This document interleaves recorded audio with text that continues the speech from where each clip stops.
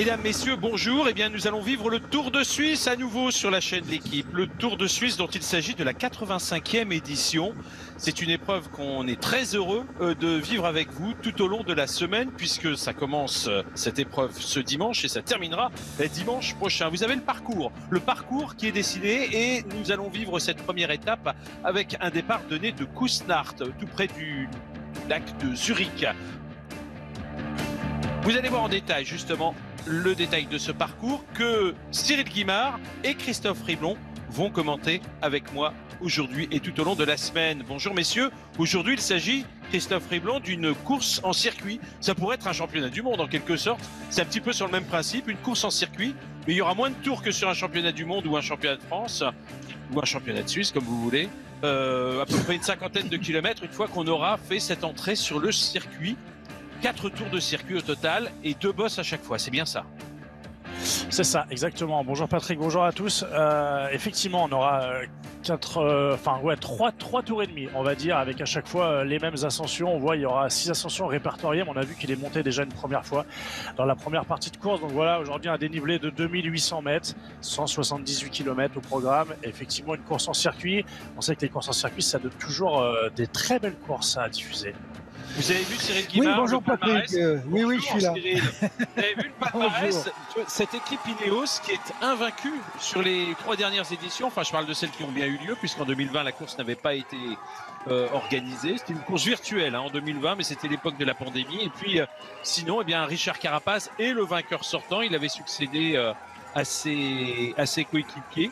Richie Porte en 2018 et puis Egan Bernal en 2019. Alors, parlons de cette équipe Ineos, mais aussi des autres formations. On a un très beau plateau quand même cette année, il me semble. Je ne sais pas si vous avez pu en juger. Avec, oui, une équipe Ineos qui est venue, alors non pas avec le vainqueur sortant qui dispute le Dauphiné, mais avec l'ancien vainqueur du Tour, Geraint Thomas, avec Adam Yates, avec Dan Felipe Martinez. L'équipe Ineos, est-elle l'équipe à battre, Cyril? Je pense que sur le papier, oui, Adam Yates, Martinez, Pidcock, qu'on va un peu découvrir à ce niveau-là sur la haute montagne. Vous avez Geraint Thomas aussi, qui lui a peut-être son mot à dire. Non, une équipe très très forte et vraisemblablement la plus forte sur le papier. La deuxième équipe que l'on va citer immédiatement, c'est l'équipe Bora, Christophe Riblon. L'équipe Bora emmenée par celui qui s'est déjà imposé cette année en Suisse dans une grande course par étapes. C'était à l'occasion du Tour de Romandie et il s'agit bien sûr d'Alexander Vlasov. Effectivement, Vlasov qui fait un très très beau début de saison. Donc c'est clair que cette équipe Bora-Hansgrohe, on l'a vu notamment sur le dernier Giro, être capable de remporter le Giro. Donc voilà, avec un très fort collectif. Et là encore une fois, sur ce Tour de Suisse, Alexander Vlasov qui sera certainement le leader, sera très bien déposé, très bien épaulé, Sergio Higuita, Maximilian Charman, voilà pour les grimpeurs, Gros Schartner aussi qui est là avec lui. Et après des profils un peu plus rouleurs pour l'accompagner dans les parties un peu plus planes. Voilà, une grosse équipe, un gros collectif aussi de l'équipe Bora-Hansgrohe, ce sera aussi l'équipe à suivre. Alors on est à Küssnacht, ici des images enregistrées, c'était au moment du départ pour cette première étape. Et puis c'est un peu inhabituel finalement parce que d'habitude on a souvent un prologue. Généralement on a un prologue au début du Tour de Suisse. Là on commence par une étape en ligne, enfin non pas tout à fait une étape en ligne puisqu'on a dit qu'il s'agissait d'un circuit. Mais quoi qu'il en soit, oui c'est quand même une épreuve en ligne avec un circuit dessiné qu'il faut faire au moins 3 fois effectivement. Ça va changer quelque chose dans le déroulement de la course, selon vous? Il n'y aura pas des écarts, une première hiérarchie établie de façon aussi nette que les années précédentes? Moi, je pense que cette première étape est quand même très difficile, très piégeuse, comme le sont d'ailleurs souvent les courses en circuit, parce que les difficultés se répètent régulièrement. Là, on a dit un parcours, effectivement, on a un parcours qui doit faire à peu près 47 km. Mais sur chaque tour, vous avez au minimum 2, voire 3 difficultés. Donc, sur la fin de course, ça devrait faire la différence, d'autant que la dernière difficulté se trouve quand même à 4 km de l'arrivée. Alors le départ a été donné à 12h50, temps magnifique, voire même caniculaire. C'est ce que l'on annonce au cours de cette semaine. Et on va retrouver les images du direct avec une échappée qui s'est dessinée assez tôt dans cette étape et à qui on a laissé quand même un champ assez important. Vous voyez la composition de cette échappée où l'on retrouve deux coureurs helvétiques, Johan Jacobs de l'équipe Movistar et Simon Vistum de l'équipe, pas facile à dire, il va falloir se familiariser avec lui, de la sélection helvétique. Et puis on retrouve également deux Américains, Quinn Simons pour l'équipe Trek et Shadaga pour la formation Human Power Health. Une équipe française représentée, mais ce n'est pas un Français, c'est le Britannique Lewis Askey qui s'est glissé dans cette échappée pour Groupama FDJ. L'ancien porteur du maillot jaune Mike Tennyson pour l'équipe Jumbo Visma. Casper Pedersen que vous voyez ici au premier plan avec le dossard 77 pour la formation DSM. Et je pense vous avoir cité tous les coureurs qui composent cette échappée. Non, j'ai pas cité le coureur de la formation Alpecin qui est également présent dans cette échappée. Le dossard 187, il s'agit de Jay Vine, coureur australien. Voilà donc en ce qui concerne cette échappée. L'écart, l'écart il est à peine supérieur à 2 minutes. Un écart qui a été revu à la baisse depuis longtemps, puisqu'on les a laissés, on va dire, pendant les 20 premiers kilomètres de leur échappée prendre du champ. Et puis finalement, le peloton a décidé de réagir pour rouler à la poursuite de ces coureurs échappés et réduire cet écart, mais très progressivement. Bon, il est clair que cette échappée, vu le nombre de kilomètres qu'il y a encore à couvrir, 66 kilomètres encore de course, n'a que peu de chances de rivaliser pour la victoire d'étape. On est d'accord, messieurs? Eh bien, écoute, on va dire qu'on est d'accord. Non, ça sera compliqué. Oui, ça sera compliqué à cette échappée d'aller au bout.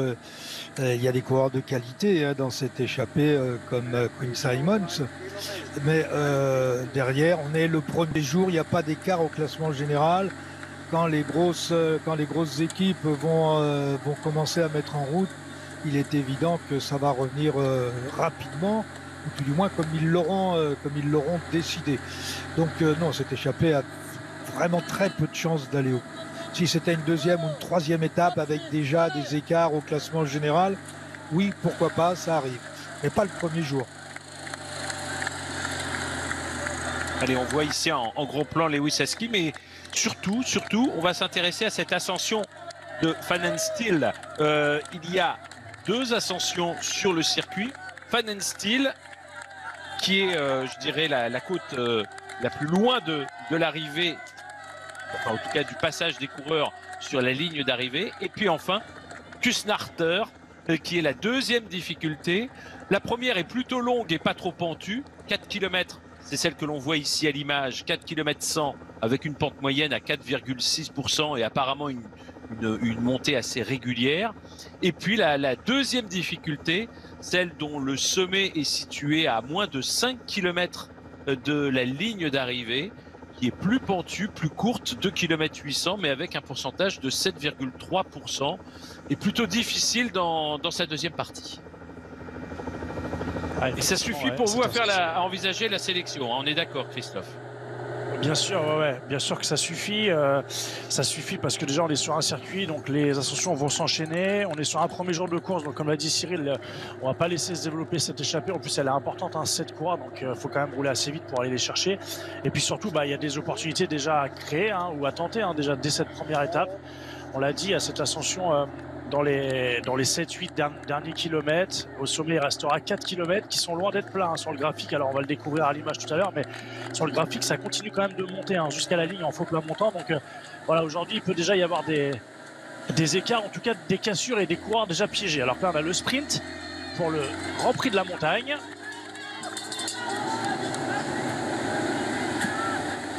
Et ils sont partis de loin. Je croyais que la ligne était là. Elle est là. Et c'est Vistum. Qui devance Quinn Simons. Ouais. Depuis tout à l'heure, c'est eux qui sont en train de se faire la guerre, c'est ces coureurs-là. Ah, ils se sont bien fait la peau, là. Faudrait pas qu'il y ait un mur derrière, parce qu'ils auraient du mal à le monter. Alors, il y aura effectivement cette deuxième côte sur le circuit. À noter quand même que il reste encore 3 ascensions répertoriées pour le classement du Grand Prix de la montagne. Quand on passera tout à l'heure sur la ligne, il restera encore un tour de circuit et donc un peu moins de 50 km à couvrir lorsque les coureurs passeront sur la ligne d'arrivée. Je vous propose qu'on rentre un petit peu plus en détail maintenant dans le plateau, concernant le plateau qui est proposé sur ce 85e Tour de Suisse, parce qu'on a cité effectivement les 2 formations qui sont peut-être les plus attendues. Et après, on s'est intéressé au parcours directement. Mais ce serait très réducteur de signaler que l'équipe Ineos et l'équipe Bora, d'autant que côté français, on l'a vu, il y a quand même quelques représentants dignes d'intérêt, comme Thibaut Pinot, qui a fait 2 fois 4e de ce Tour de Suisse dans le passé, en 2013, puis en 2015. Rappelez-vous, en 2015, il était bien parti pour jouer la victoire, et puis il s'était un petit peu fait déborder dans le dernier contre-la-montre. Thibaut Pinot est présent. Est-ce qu'il va jouer le classement général? Est-ce qu'il va jouer le gain des étapes comme il l'a fait sur le Tour des Alpes? Est-ce que vous avez déjà une idée sur les ambitions de Thibaut Pinot sur ce Tour de Suisse? C'est assez difficile de savoir quelles sont ses ambitions dans la mesure où lui-même ne se met pas où il essaye de ne pas se mettre de pression. Il va dire, bon, je vais essayer de retrouver du plaisir, je vais faire des efforts, tout ça c'est très bien en vue de préparer le Tour de France. Donc, où en est-il exactement? C'est très difficile de le savoir. Et je répète, dans cette déclaration qu'il a pu faire au niveau de la presse écrite, il est quand même très sibyllin. Christophe, est-ce qu'on n'a pas d'autres cartes en ce qui concerne cette équipe pour le classement général? On sait que David Gaudu dispute le Critérium du Dauphiné. Dans cette équipe Groupama FDJ, outre Thibaut Pinot, il y a Antoine Duchesne, il y a Stéphane Kung, déjà vainqueur dans le passé de 2 étapes sur les routes du Tour de Suisse, un chrono et une étape en ligne, c'était l'année dernière. Quentin Paché, qui est devenu assez rapidement un homme, je dirais, un homme de base dans ces courses par étapes.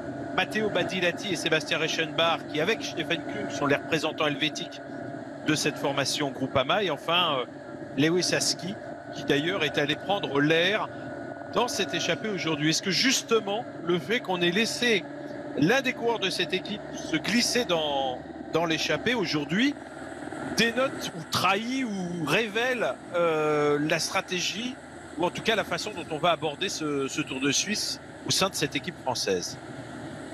Peut-être, ouais. Peut-être. En tout cas, c'est à réfléchir quand même. Parce que quand on voit le parcours proposé aujourd'hui, honnêtement, pour Lewis Askey, il y avait peut-être une chance de faire un petit résultat sur le final. On sait que c'est un coureur qui passe bien les bosses, qui est plutôt bon puncher. Et aujourd'hui, pour moi, c'est un peu le profil qu'il faudra avoir pour remporter cette première étape. Et on a envoyé, ou lui-même a choisi d'être à l'avant de la course aujourd'hui. Donc c'est certainement qu'on a jugé que le parcours était peut-être trop dur pour lui. Ou voilà, donc on a choisi de l'envoyer à l'avant. Après, je pense qu'il a surtout eu l'instinct d'y aller. Oui, c'est ça. En tout cas, lui, il a dû estimer qu'aujourd'hui, il n'allait pas pouvoir jouer les premiers rôles. Alors, soit on peut définir que le parcours est trop dur pour une arrivée groupée aujourd'hui, et donc pour Lewis Askey, soit on peut en juger aussi que tout simplement, on mise que sur le général. Alors, est-ce que c'est est-ce qu'on est un peu en train de j'ai envie de dire, de s'engueuler un petit peu là avec son directeur sportif, ou c'était juste déjà, j'ai pas réussi à voir. Il va prendre un bidon là, il fait chaud. Ouais, mais il faisait des gestes un petit peu, bon, voilà, on verra ça un petit peu plus tard si on a d'autres infos, mais en tout cas, voilà, moi, même si on n'a pas vraiment d'informations sur la forme et les ambitions vraiment de Thibaut Pinot au vu de ce qu'on a vu, c'est sur les dernières courses qu'on a pu même commenter. Moi, je pense que Thibaut est en bonne forme. Thibaut a des chances de faire un bon résultat, notamment un bon classement général. Donc, à voir. En tout cas, il a son ambition, c'est d'être très bon sur le prochain Tour de France. S'il doit être très bon sur le prochain Tour de France, il doit obligatoirement être Il doit au niveau. moins bon, sans il être. doit être au moins bon, voire presque très bon sur ce Tour de Suisse déjà. Alors, c'est difficile pour Thibaut de viser le classement. Excuse-moi, Patrick. Dans la mesure où on termine par un contre-la-montre et qu'il faudrait vraiment avoir fait des gros écarts pour assurer une victoire. Un podium, ça peut toujours être possible. Bon, on sait qu'il y a un coureur qui a de grosses ambitions sur ce contre-la-montre dans l'équipe Groupama FDJ. C'est tout simplement le Stéphane Kung.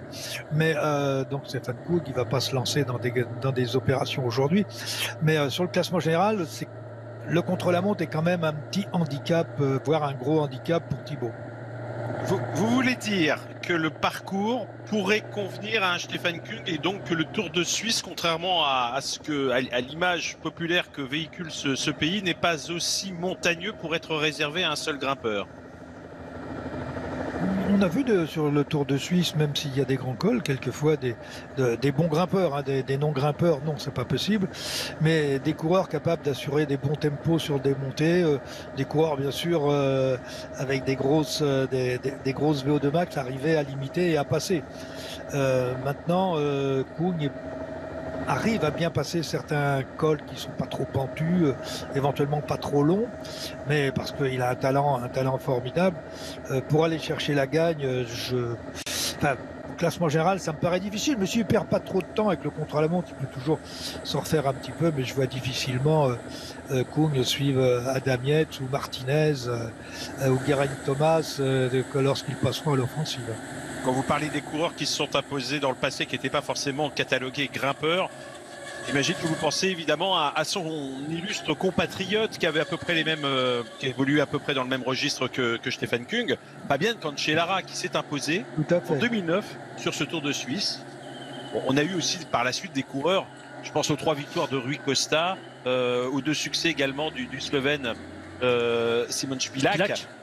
Oui, qui étaient des coureurs assez complets, mais pas catalogués comme purs grimpeurs. Voilà, c'est exactement ce que je voulais dire. Et puis, il y a une autre possibilité, mais ça ne sera pas pour aujourd'hui. Rappelons-nous qu'on a eu un Français qui l'a emporté à la surprise générale. C'était Agnolouto, qui avait réussi un break, un véritable hold-up dans une échappée partie de loin. Et qui ensuite, on n'avait pas pu lui reprendre suffisamment de temps pour que la victoire lui échappe.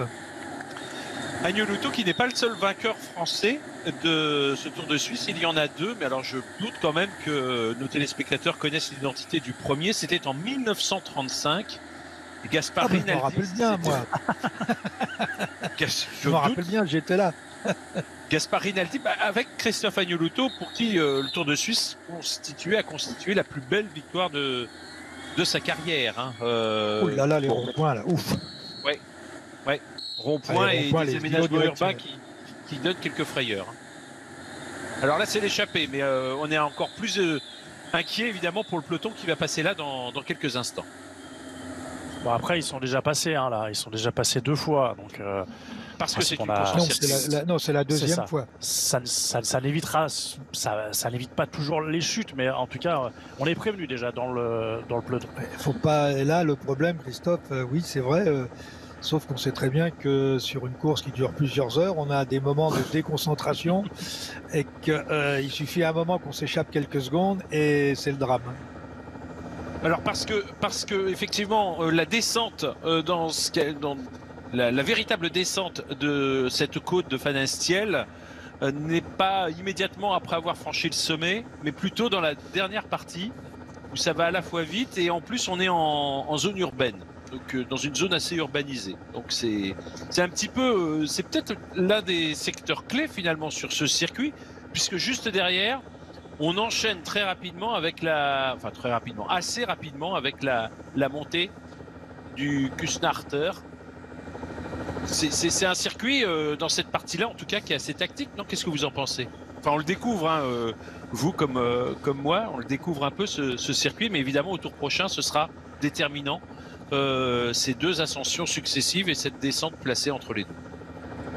Ben, on se rend bien compte, hein, là, ne serait-ce qu'à l'image, qu'on est sur des parcours compliqués techniquement, et là on en a la preuve par les images que nous commentons, que nous recevons.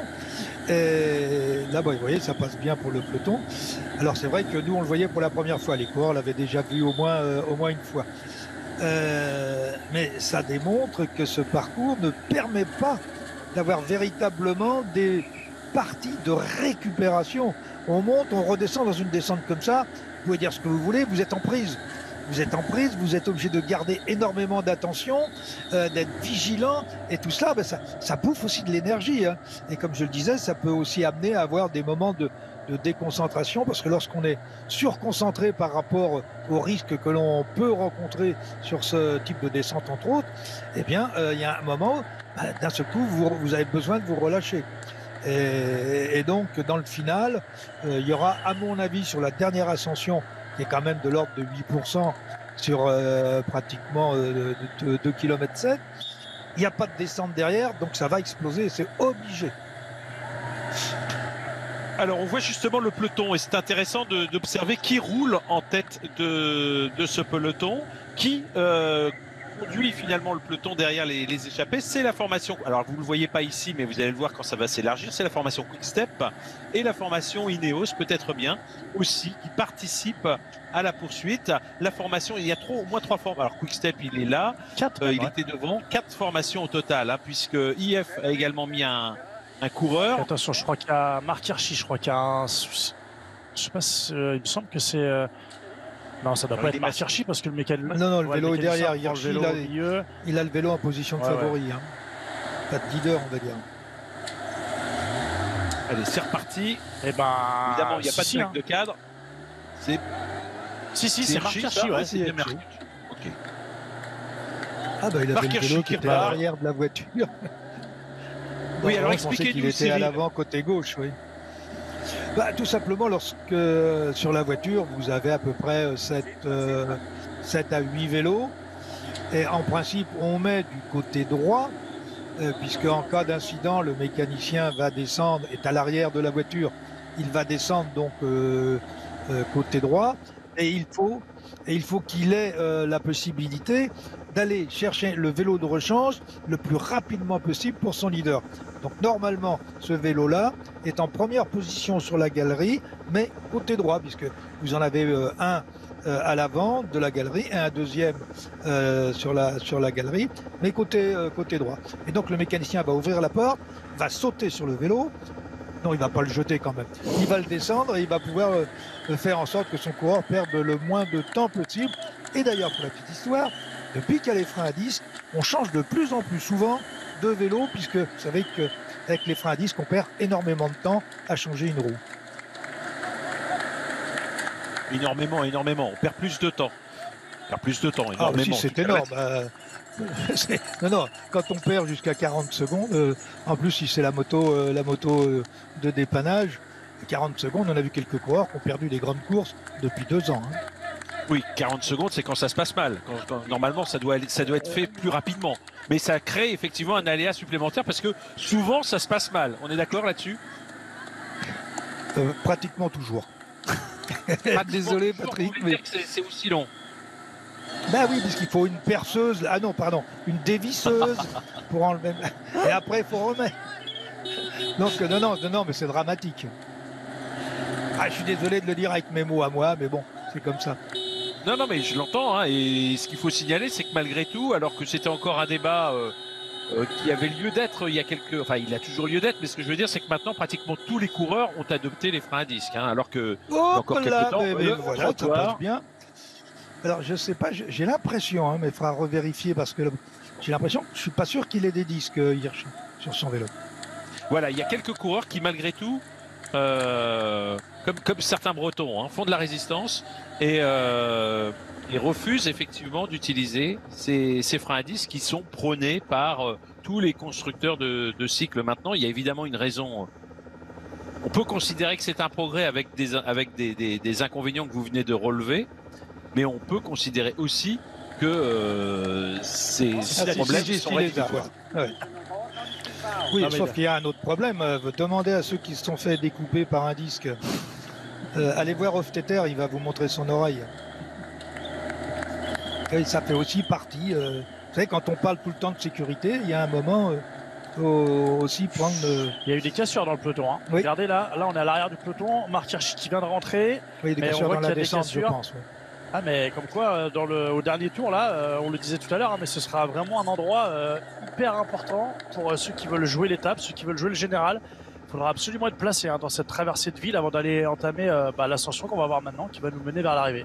Ben, ça confirme ce qu'on disait là, c'est que les descentes, elles sont difficiles physiquement, nerveusement, mais aussi physiquement. La preuve, c'est qu'on a aussi des cassures. Mais sur ce que l'on voit là, Hirschi il a l'air facile. Hein.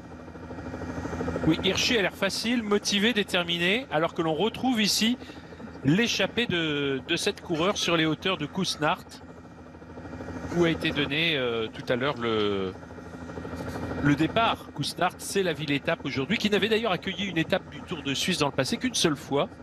C'était au siècle dernier, de justesse, mais au siècle dernier, en 1999.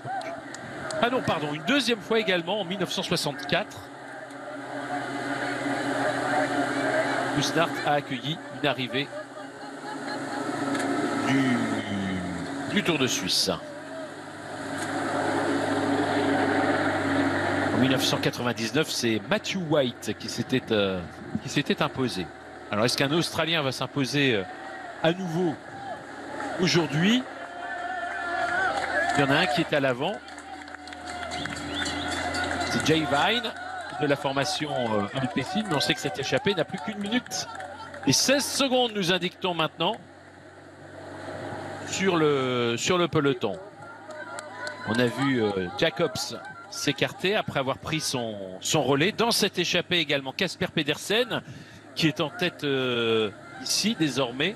Lewis Haski, Quinn Simons, Chadaga et le Suisse Simon. Vite. Là, on est revenu dans le peloton avec Hirschi, qui est pour l'instant un peu à l'arrière de ce peloton. Il vient de s'imposer un effort pour recoller après l'incident mécanique dont il a été victime.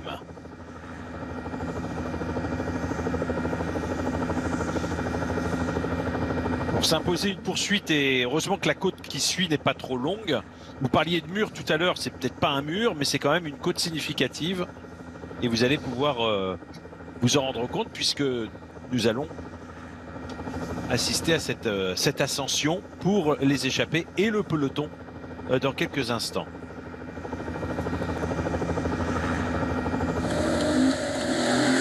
Voilà, Lewis Haskey, c'est compliqué devant. Oui, donc ça le fera pas. Hein. Non, ça le fera pas pour aujourd'hui. Ni dans l'échappée, ni dans le peloton pour Haskey. Après, il fait aussi peut-être le choix de se relever. Hein. On voit 1 minute 20. Je ne pense pas. Autant que je ne sais pas s'il n'a pas déjà été en difficulté. Si, il a déjà été en difficulté tout à l'heure. Ouais. On a regardé un peu le live avant le début de la retransmission. C'est un peu difficile pour ces jeunes coureurs là, de Groupama, 21 ans, mais qui est peut-être plus taillé pour les courses flandriennes. Oui, cette année, on l'a vu terminer deuxième de la classique Loire-Atlantique, derrière Anthony Pérez qui l'avait devancé sur la ligne d'arrivée. Mais c'est vrai qu'il est peut-être plus à l'aise dans les courses d'un jour. Et puis on l'a vu récemment, il était présent sur les boucles de la Mayenne. Voilà, on fait doubler les véhicules hein, déjà. Hein. Donc 1 minute 20, là, je ne suis pas sûr qu'il y ait vraiment 1 minute 20. Ou alors on a grandement accéléré dans le peloton, on n'a pas les images du peloton, mais on fait déjà passer les véhicules de directeur sportif à l'avant de la course. Donc c'est qu'on est en train de réduire grandement l'écart. On voit la difficulté hein, de l'ascension hein, quand même. Hein. Oui. On voit le pourcentage moyen 7,3, le pourcentage max 10%. C'est à peu près c'est dans cette zone-là hein, où les coureurs de tête sont actuellement. Et puis surtout à presque 3 km hein, cette ascension. Et on l'a dit, après il restera 4 km pour aller chercher la ligne d'arrivée. Ce sera en faux plat montant. Hein, donc voilà un final aujourd'hui difficile et exigeant. Où déjà une partie du général peut déjà se jouer, ou du moins on peut déjà essayer de prendre du temps par rapport aux autres ou en perdre. Oui, 125 km de course, donc plus de 100 km d'échappée pour ces coureurs qui sont à l'avant. On va peut-être aussi assister à d'autres signes de fatigue parmi les coureurs présents dans cette échappée. Si si justement l'un d'entre eux ou certains d'entre eux imposent un tempo soutenu dans cette difficulté. Bon, peut-être pas ici, on a perdu un homme parce qu'on va arriver au sommet assez rapidement. Mais dans le dernier tour, s'ils sont encore devant, certains vont peut-être chercher à jouer les prolongations. Peter Sagan a ses supporters, car Peter Sagan fait son retour sur le Tour de Suisse. Une épreuve où il a connu tant de succès, 17 victoires d'étape sur le Tour de Suisse. C'est quand même considérable. Un coureur qui, à chaque fois qu'il participe, revient avec le maillot de leader du classement par points. Une seule fois, j'ai vérifié, une seule fois au cours de ses participations, il n'a pas ramené ce classement par points, c'était en 2016. Sinon, à chaque fois, il s'est imposé. En 2021, lors de la dernière édition, il ne l'avait pas remporté pour une bonne et simple raison. Il n'était pas au départ. Allez, alors qu'on se fait encore les sprints entre Quinn Simons et Simon Wittstoom. Quinn Simons qui pour l'instant virtuellement est leader du classement du Grand Prix de la Montagne. Il y a du monde au sommet là, regardez le monde, le public. Alors est-ce qu'il va passer? Non. Finalement. Non, il est a toxiné. Ouais. Bon, Quinn Simons sera a priori le meilleur grimpeur, quand même. Vu l'écart, on peut imaginer qu'il a fait le plus difficile. Enfin, le plus difficile, je sais pas, mais... Ah, ils ont fait le jour, ils peuvent continuer.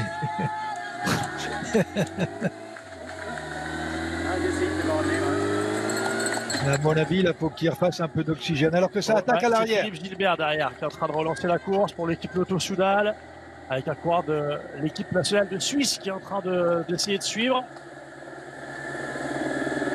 Une contre-attaque donc qui est en train de se dessiner effectivement avec Philippe Gilbert qui est en forme puisque on a eu l'occasion de le constater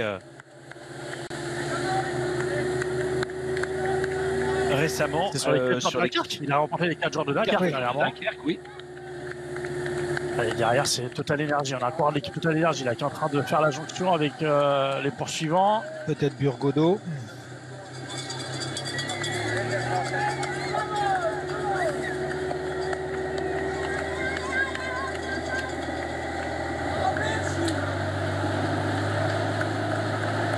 Ah, il est toujours pas rentré? Ouais, Marc Hirschi, là, on voit que dans le peloton, il y a quand même des coureurs en difficulté. Alors pour Hirschi, je pense que ça va. Mais on voit qu'il y a quand même la bosse. Il a mis du temps à rentrer. Il a mis du temps à rentrer, parce qu'il y avait des cassures. Et effectivement, l'effort qui vient de s'imposer là, c'est peut-être ce qui va lui manquer dans le final. Et regardez à droite, regardez à droite, Vlasov, mal placé également. Alexander Vlasov pour l'équipe Bora. Un peu étonnant de le voir aussi loin également. À moins qu'il ait été lui aussi victime d'un incident mécanique, mais ça nous aurait échappé, ça aurait échappé au réalisateur. Je suis pas du tout certain. Quoi qu'il en soit, il était à l'arrière du peloton.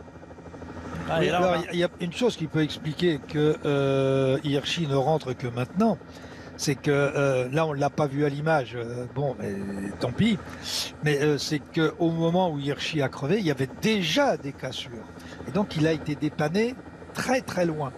Donc il a été obligé de faire effectivement revenir sur le groupe, ça on l'a vu, un groupe de lâchés, mais après il fallait revenir sur le peloton et vous avez vu ça a quand même duré près de 20 minutes. Et là on a un groupe de contre 1 qui est sorti avec c'est Pidcock je crois de l'équipe Ineos qui est là, le numéro 3, ouais c'est ça, on a Pidcock qui est là, on a Philippe Gilbert, le 215 c'est Roland Thalmann, on a le 207 c'est Anthony Turgis qui est là c'est pour Turgis, l'équipe Total Energy, et puis pour l'équipe Quickstep, c'est le 155, c'est Ilan Van Wilder. Donc voilà, là on a un beau groupe de contre 1 qui est en train de rentrer là actuellement sur Lewis Haskey.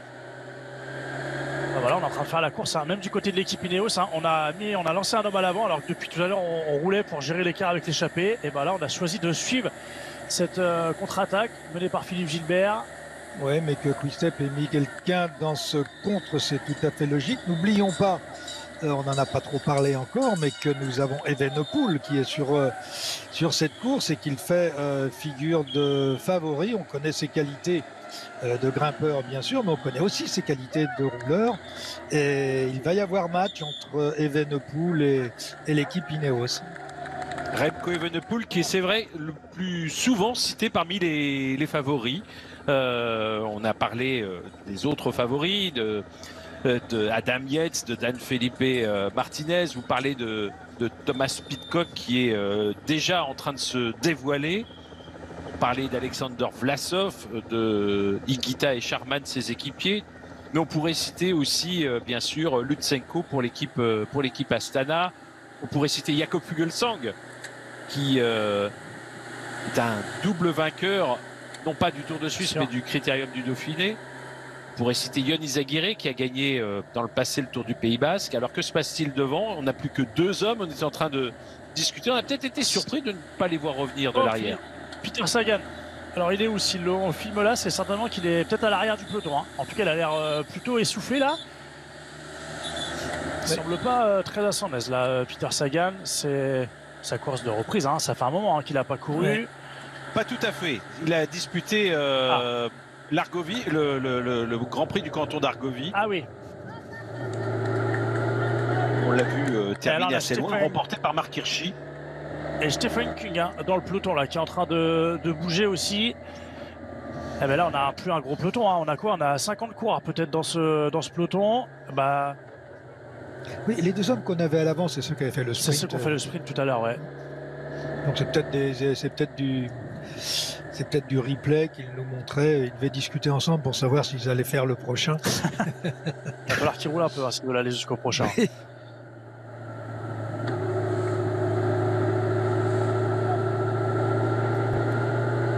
Non, Peter Sagan apparemment est encore dans le peloton, mais il a de la misère.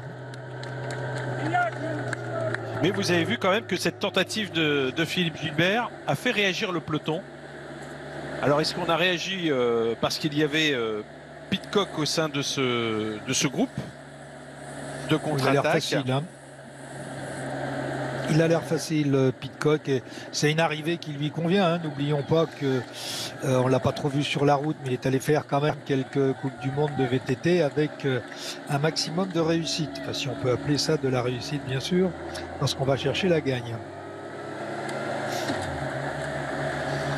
Balidati, à l'arrière du peloton.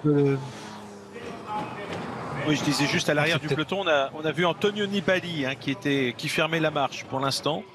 Et voici donc ce groupe d'échappée matinale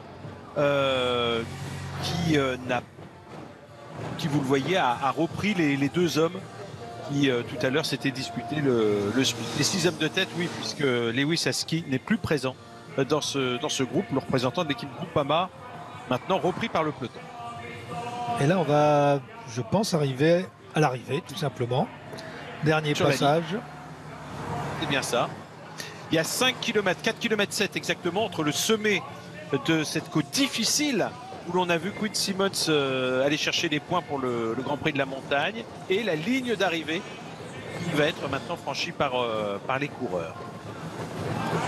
Avec le traditionnel virage dans les 100 derniers mètres, ce qui est tout à fait logique dans le cyclisme moderne.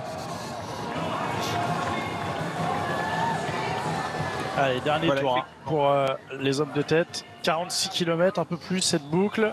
Et on a vu hein, le léger faux plat montant. Alors, je pensais que ça allait monter plus que ça quand même dans le dernier kilomètre.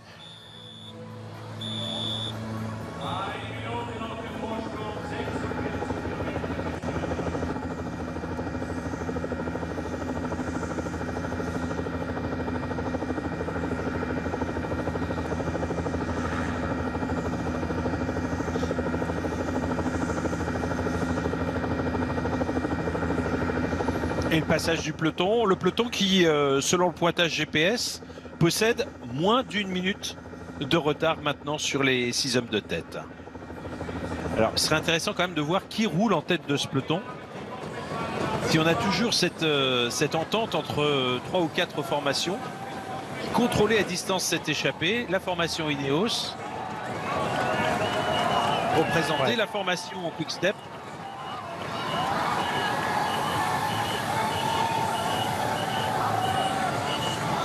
Bon, et l'écart est bien inférieur à la minute.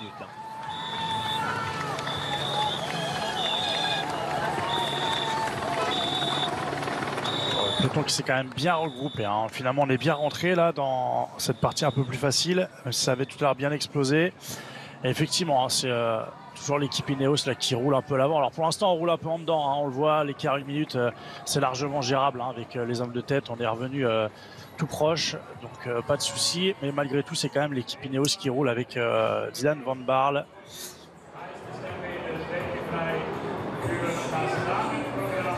Vous voyez quelques têtes connues quand même, notamment chez les coureurs français. On a vu Brian Cocard, on a vu Clément Champoussin.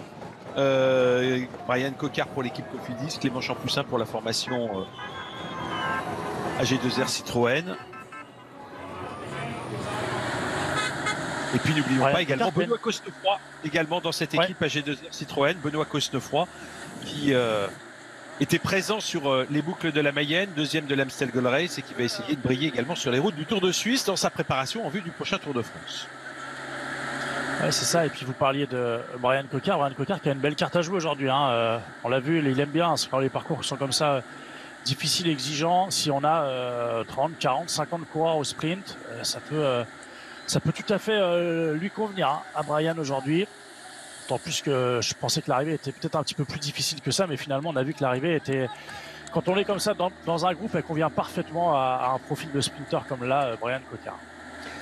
Ce qu'il faut surtout, c'est pas péter avant les 4 derniers kilomètres. Pas se faire distancer avant. Même si on bascule en 40 ou 50e position, même 60e, on a le temps de revenir dans l'aspiration et avec un ou deux équipiers se replacer.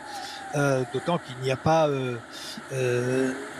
énormément de grands sprinters. Si, il y a Matthews qui lui aussi peut passer. Et il faisait rouler son équipe, hein, tout à l'heure. L'équipe avec quelque chose qui roulait, hein, avec l'équipe Ineos notamment et l'équipe Quick-Step. Je pense qu'il aura même peut-être qu'il va durcir la course dans cette dernière ascension, éventuellement pour faire sauter Brian. Oui, on peut citer également, puisqu'on va éviter peut-être enfin, Peter Sagan, sur ce qu'il nous a montré tout de suite, n'est peut-être pas un candidat à la victoire d'étape aujourd'hui, quoique méfions-nous quand même de Peter Sagan. On a également Diego Ulissi, hein, qui est présent dans ce registre et qui peut tirer son épingle du jeu. Matteo Trentin, son équipier de la formation UAE. Kees Bol pour la formation DSM également. Ou Alexander Christophe. Ouais. Peut passer puisque vous me dites que c'est pas très difficile. De toute façon, il s'en accommode assez bien de ces arrivées parfois un peu difficiles. Mike Tennyson également, hein, chez Jumbo Visma. On pourrait presque ajouter Pasqualone. Andrea Pasqualone, effectivement, qu'il faut prendre aussi en considération. Mais bon, tout dépendra comment va se comporter Christophe. Parce qu'il sera peut-être plutôt dans un rôle d'équipier pour emmener Christophe, mais fera savoir qui est passé là-haut, hein, au sommet de la dernière ascension.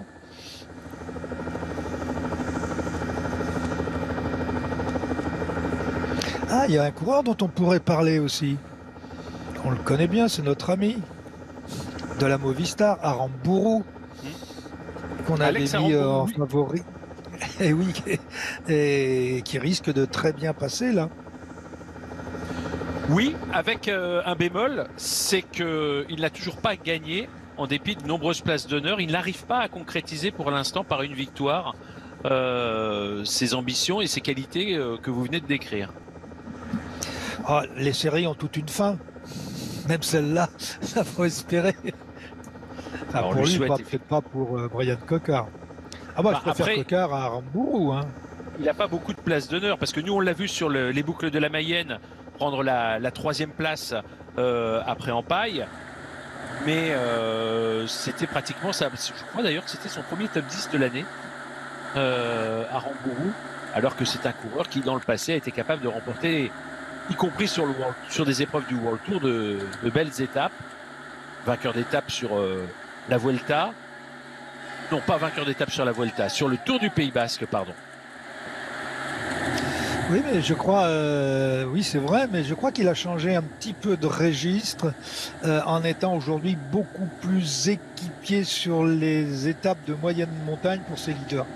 Et c'est peut-être ça qui fait qu'on le voit moins, effectivement dans les classements.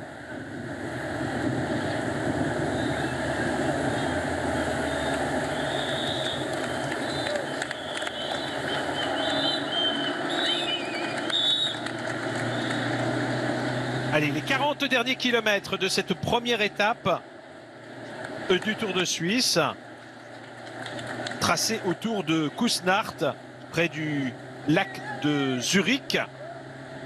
Il y a plusieurs lacs ici, on vient d'en voir un il y a un instant, mais quoi qu'il en soit, cette étape tracée en circuit, le dernier tour de circuit est actuellement effectué par les coureurs. Les 6 échappés partis dès la première heure de course ont une grosse minute d'avance. Et pour l'instant, pourtant, on a le sentiment que le peloton roule très vite, puisque vous le voyez à l'arrière, le peloton est très étiré. On va peut-être réduire cet écart maintenant, mais ça veut dire qu'on en a réagi devant, qu'on se livre à bloc devant, et que derrière, le peloton va devoir lui aussi se livrer totalement pour ramener à la raison les échappés, qui ont apparemment quand même assez bien géré cette fugue et cette fin d'étape. Oui, d'autant qu'ils sont capables de réaccélérer maintenant, parce que là, maintenant, c'est effectif. Derrière, la poursuite est prise au sérieux par l'équipe Ineos, mais ce ne seront pas les seuls. On a cité d'autres sprinters il y a quelques instants. Et puis, si on revient sur Aramburu, quand on regarde son parcours, on s'aperçoit qu'il vient de l'équipe Cara Rural, où là, il était en position de leader. Il a fait 2 petites années chez Astana, mais c'était pas les grandes années, c'est les années 2021 et 2020, où là, bien sûr, on était dans des conditions un peu particulières.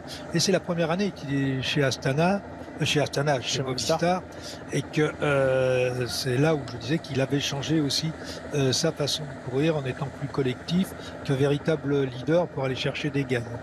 Et d'ailleurs, il fait l'équipe Movistar qui a mis un coureur à rouler là, il me semble. Alors qu'on a l'équipe Bike Exchange, l'équipe Ineos. Alors, non, je vois personne. Ce serait étonnant. Ils ont quand même un coureur devant. Bon, c'est peut-être pas la bonne carte, mais ils ont quand même un coureur dans l'échappée. Donc, ils peuvent peut-être se concentrer sur la préparation du sprint. Ce serait étonnant quand même qu'on laisse ces 6 hommes, même si on voit ces derniers temps beaucoup d'échappées aller au bout. C'est le cas notamment sur le Critérium du Dauphiné. Ce serait quand même étonnant qu'on ne parvienne pas à revenir sur les 6 coureurs aujourd'hui. Tout à fait. Après, sur le Critérium du Dauphiné, on n'a pas vraiment laissé les échappés aller au bout. C'est plutôt les échappés qui ont réussi à déjouer les plans du peloton. Parce que clairement, de ce que j'en ai vu, on y a mis quand même une très grosse implication pour aller chercher les hommes de tête. On n'a pas été en mesure d'aller les chercher. Mais tout ça, les coureurs du Tour de Suisse et les directeurs sportifs, tout ça l'ont vu, tout ce qui s'est passé dernièrement sur le Dauphiné. Donc on veut aussi ne pas se faire avoir aujourd'hui. Il reste encore 6 coureurs devant, c'est quand même loin d'être simple, on l'a vu, d'aller chercher 6 coureurs. En plus, c'est quand même 6 bons coureurs. Il y a des coureurs des équipes, notamment du World Tour. Le parcours est loin d'être simple. Donc voilà, je pense qu'on veut essayer d'assurer un peu le coup en ramenant très tôt, très vite sur les hommes de tête. Oui, ça c'est l'équipe de Matthews qui roule actuellement, les Bike Exchange. Cyril Guimard, vous avez une explication quant au fait que le peloton, ces derniers temps, a souvent eu d'énormes difficultés pour revenir sur les échappées? Oui, au travers de ce que l'on a vu, on n'est pas à l'intérieur du peloton, mais il me semble qu'à certains moments, certaines équipes, contrairement à l'habitude, ne sont pas venus rouler avec les équipes directement concernées. Et par exemple, pourquoi rouler à fond alors qu'on sait que Van Aert va vous arranger à l'arrivée, et attendait plutôt le dernier moment, souhaitait que l'équipe de Van Aert ou d'autres impliqués à d'autres moments fassent beaucoup plus d'efforts, et on venait au dernier moment, mais quelquefois malheureusement trop tard. Mais c'est aussi la règle, l'équipe de Van Aert, ça aurait été peut-être plus judicieux de rouler un tout petit peu plus tôt, parce que ça se joue souvent pratiquement à 5 km près, le moment où tu mets en route derrière pour aller chercher. Parce que 5 km, vous mettez 5 km plus tôt, c'est pratiquement 40 secondes à 1 minute de moins à boucher. Mais quand vous ne l'avez pas fait, il va falloir refaire tout le retard. Et c'est là où il y a certaines équipes qui se disent maintenant c'est trop tard, ça ne va pas rentrer. Et puis si ça rentre, on essaiera d'aller, on essaiera de cueillir les fruits s'ils sont mûrs. C'est toujours un jeu de poker, de toute façon. Je suis votre raisonnement, Cyril Guimard. L'absence d'un coureur d'un épouvantail type Van Aert qui anime et remporte aussi des succès sur le Critérium du Dauphiné actuellement, ici sur le Tour de Suisse, peut permettre peut-être à des équipes de rouler ensemble et de ramener à la raison cette échappée. Oui, Là, c'est l'arrière du oui, c'est évident. Alors, le problème, il est complexe parce que Wout van Aert, il est aussi, enfin, il était leader, mais il avait aussi le favori du Critérium du Dauphiné. C'est-à-dire qu'à un moment, vous êtes obligé de jouer sur deux fronts. Et combien de coureurs vous allez mettre à rouler? Est-ce que vous allez sacrifier tout le monde? Et tout le monde sait qu'à un moment, vous allez être piégé. Mais il y a deux stratégies. Il y a celle des sprinters qui veulent y aller, des directeurs sportifs qui vont y aller. Mais ils vont être obligés d'y aller parce qu'il y a le classement général. Et puis les adversaires directs au classement général qui se disent quand il aura d'équipiers dans le final, et peut-être que plus on pourra piéger Roglic. Donc c'est toujours. Vous savez, c'est pas simple de raisonner lorsque vous êtes directeur sportif et que vous n'avez que des informations, parce qu'on ne voit pas grand-chose dans la voiture de directeur sportif, des informations qui vous viennent des coureurs sur la fraîcheur de certains coureurs par rapport à d'autres, qui va déterminer éventuellement certains types d'actions.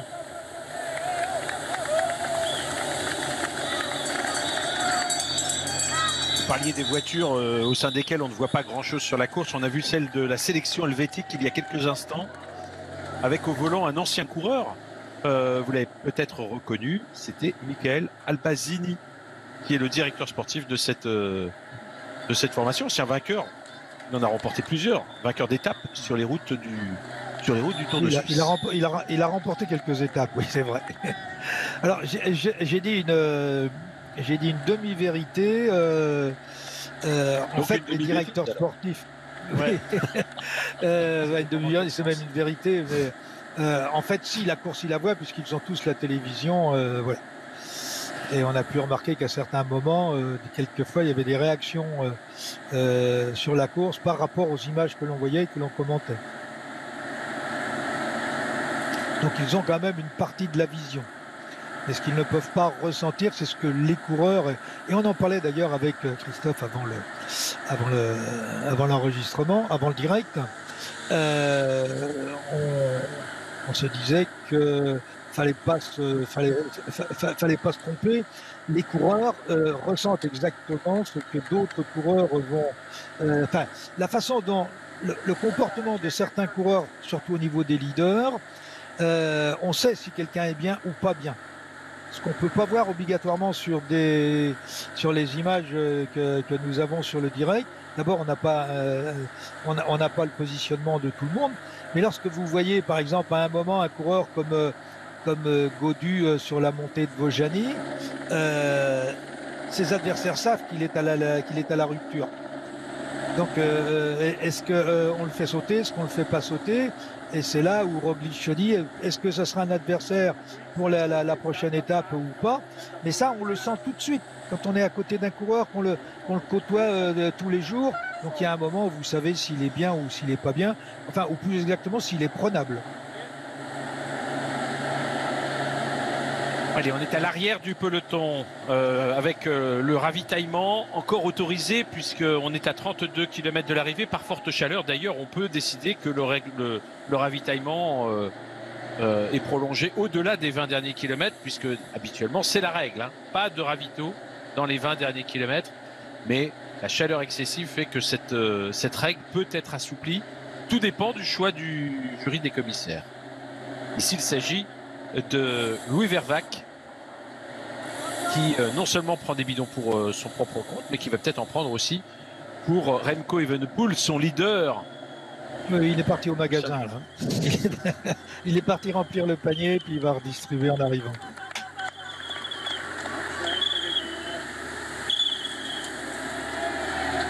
Je vous rappelle que dans cette première étape du Tour de Suisse tracée autour de Kussnacht, nous avons une échappée de 6 coureurs. Vous l'avez à l'image, emmené par l'ancien vainqueur de Paris-Tour, Casper Pedersen. Johan Jacobs ferme la marche pour l'équipe Movistar. Devant lui, le coureur d'Alpecin, l'Australien Dave Hine. Les Américains Quinn Simmons et Shadaga. Simmons, maillot blanc et rouge de l'équipe Trek. Chadaga, maillot orangé, ici à l'image, le Dossard 102, il est en train de boire et de vider son bidon, lui.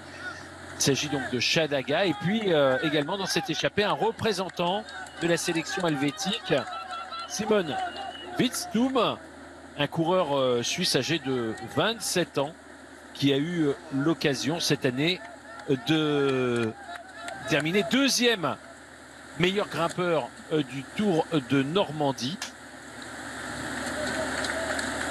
Et qui a eu l'occasion également de terminer troisième du Tour de la Mirabelle. Tour de la Mirabelle qui est une course par étapes et qui a été remportée par Robert Scott cette année. C'était il y a quelques jours seulement. Ça se terminait fin mai. Et la Mirabelle, c'est où? Bah évidemment, c'est dans l'est de la France, du côté de la Meurthe-et-Moselle. Allez, les 30 derniers kilomètres dans cette étape qui vont être évidemment les plus passionnants parce que l'on va avoir l'enchaînement des deux côtes situées sur ce circuit et de cette partie intermédiaire entre les deux côtes qui, on l'a vu tout à l'heure, est quand même assez technique.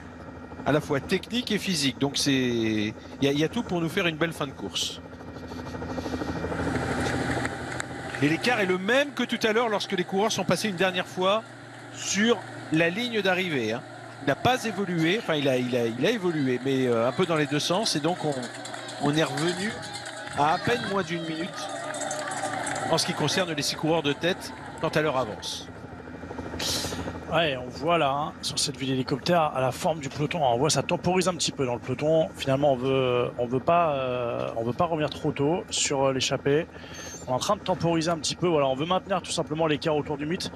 Attention à pas se faire piéger, hein, qu'à un moment donné, l'échappée ne reprenne pas 30 ou 40 secondes, parce que là, ça deviendrait beaucoup plus compliqué. Mais voilà, on voit que dans le peloton, en tout cas, on joue un peu au chat et à la souris. On veut maintenir l'écart autour de la minute, mais pas rentrer trop tôt sur l'échappée pour ne pas s'exposer trop tôt à des contres. Hein. On pense notamment à des coureurs comme Matthews, hein, avec Bike Exchange. Plus on rentre tôt sur l'échappée, plus on s'expose à un final assez vif. Donc voilà, à voir si on veut, pour les coureurs, hein, qui ont une bonne pointe de vitesse, c'est un équilibre assez difficile à trouver parfois. Et c'est toujours donc l'équipe de Matthews, hein, Bike Exchange, qui roule avec l'équipe Ineos. Oui, ils assurent un tempo pour éviter maintenant que l'écart ne reprenne de l'ampleur. Bon, visiblement... Ah bah non, là c'était un échange de bidons.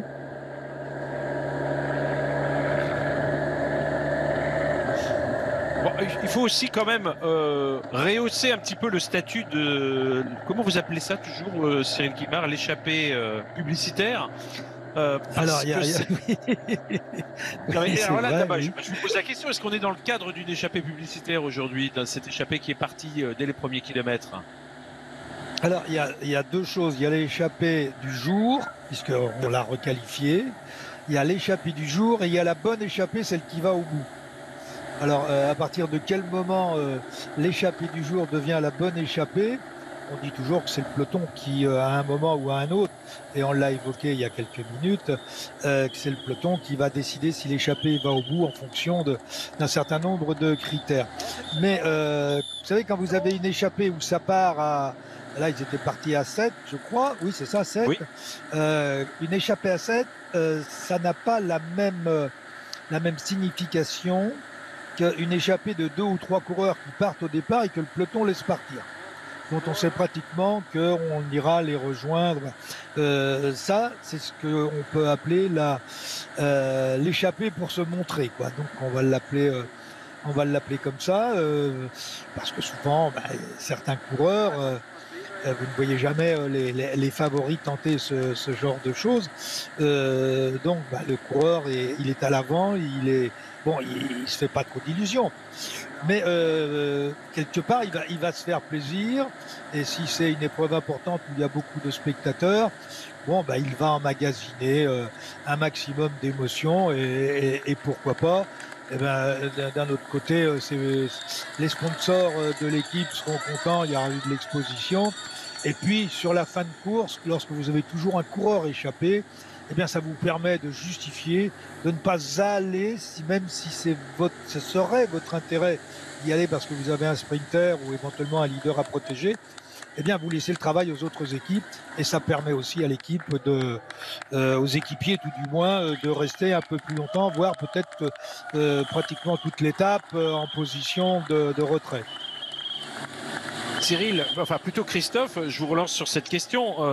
On a bien compris à travers les propos de Cyril, on ne peut pas qualifier cette échappée d'une échappée publicitaire parce qu'il y a un nombre de coureurs intéressants. Et puis l'autre argument, c'est aussi de dire qu'au départ, dans cette échappée, il y avait 5 coureurs issus d'équipes du World Tour, donc issus de la première division, pour 7 au total. En général, on sait bien que les équipes de première division ne se lancent pas dans des échappées quand elles n'ont pas de réelles ambitions ou quand elles n'ont pas quand cette échappée n'a pas un rôle tactique assez précis à jouer. Oui, il faut qu'elle soit justifiée. Exactement, oui. Non, mais clairement, je pense que on était sur une première étape. Ça fait longtemps, hein, je crois depuis 2008, qu'il n'y a pas eu de première étape comme ça sur le Tour de Suisse. Il y a toujours eu un prologue ou un petit contre-la-montre. Donc voilà, je pense qu'il y avait quand même des équipes qui avaient une idée derrière la tête. On s'est retrouvé avec des équipes notamment du World Tour à l'avant. Donc ça, c'est quand même significatif de l'attitude du peloton et de la volonté de certaines équipes un peu de déjouer un petit peu les pronostics. Puis surtout, quand on regarde Lewis Haske, coureur de l'équipe Groupama FDJ, qui a quand même un coureur pour le classement général, en l'occurrence Thibaut Pinot. Qui sait qu'on a d'autres à l'avant? On a aussi l'équipe Movistar. Aujourd'hui, ils peuvent jouer la victoire d'étape. On l'a dit avec Alex Aranburu. Donc, ils ont mis un coureur devant. Ça leur évite aussi d'avoir à rouler à l'arrière. L'équipe Alpecin Phoenix, qui est une équipe toujours représentée dans les classements, qui a mis aussi un coureur à l'avant.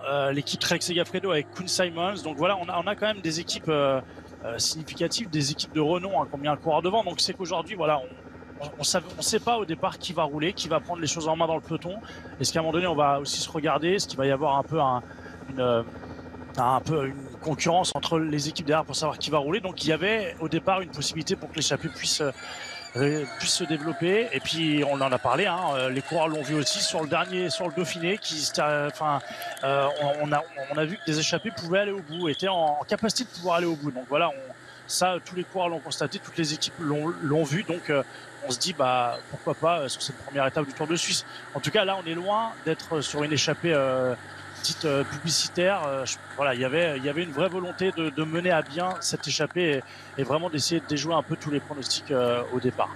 Et puis cette échappée, oui. Non, je voulais dire sur ce parcours, il fallait pas hésiter à tenter. On l'a dit, c'est un parcours qui n'élimine personne en dehors des vraiment non grimpeurs, mais quand vous marchez très très fort et que vous êtes 7-8 coureurs à l'avant sur ce type de parcours, en lissant bien votre effort dans l'échappée, vous pouvez aller très loin et c'est le cas de cette échappée. Il reste que 25 km et il y a encore 40 et quelques secondes. C'est vrai que en y regardant bien, normalement elle peut pas aller au bout, mais faut pas continuer à se regarder trop longtemps comme c'est le cas en ce moment. Mais qui va prendre le risque d'y aller? Alors, à part Bike Exchange qui le fait.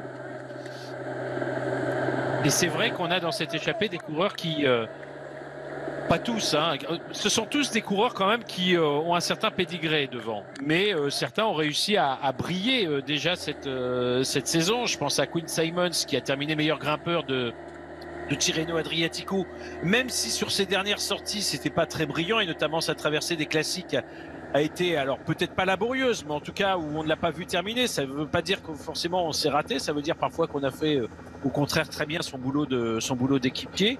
Jay Vine qui vient de prendre la 2e place du Tour de Norvège.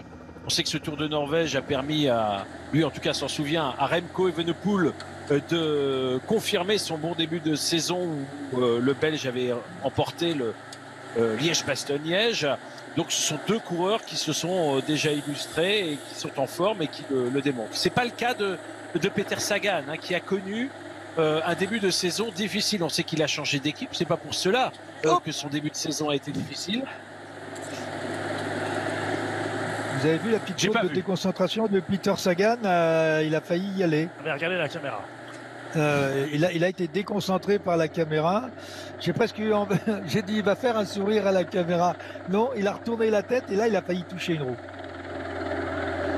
Ça n'a pas été facile pour Peter Sagan ce début de saison. Christophe, vous pensez que ce Tour de Suisse, une épreuve qui lui correspond si bien, en tout cas ça a été le cas dans le passé, je rappelais ces 17 victoires d'étape, est-ce que c'est justement pas le choix qui peut lui permettre, alors qu'il n'avait plus disputé cette épreuve depuis 2019, de le relancer dans cette saison qui n'a pas très bien débuté pour lui?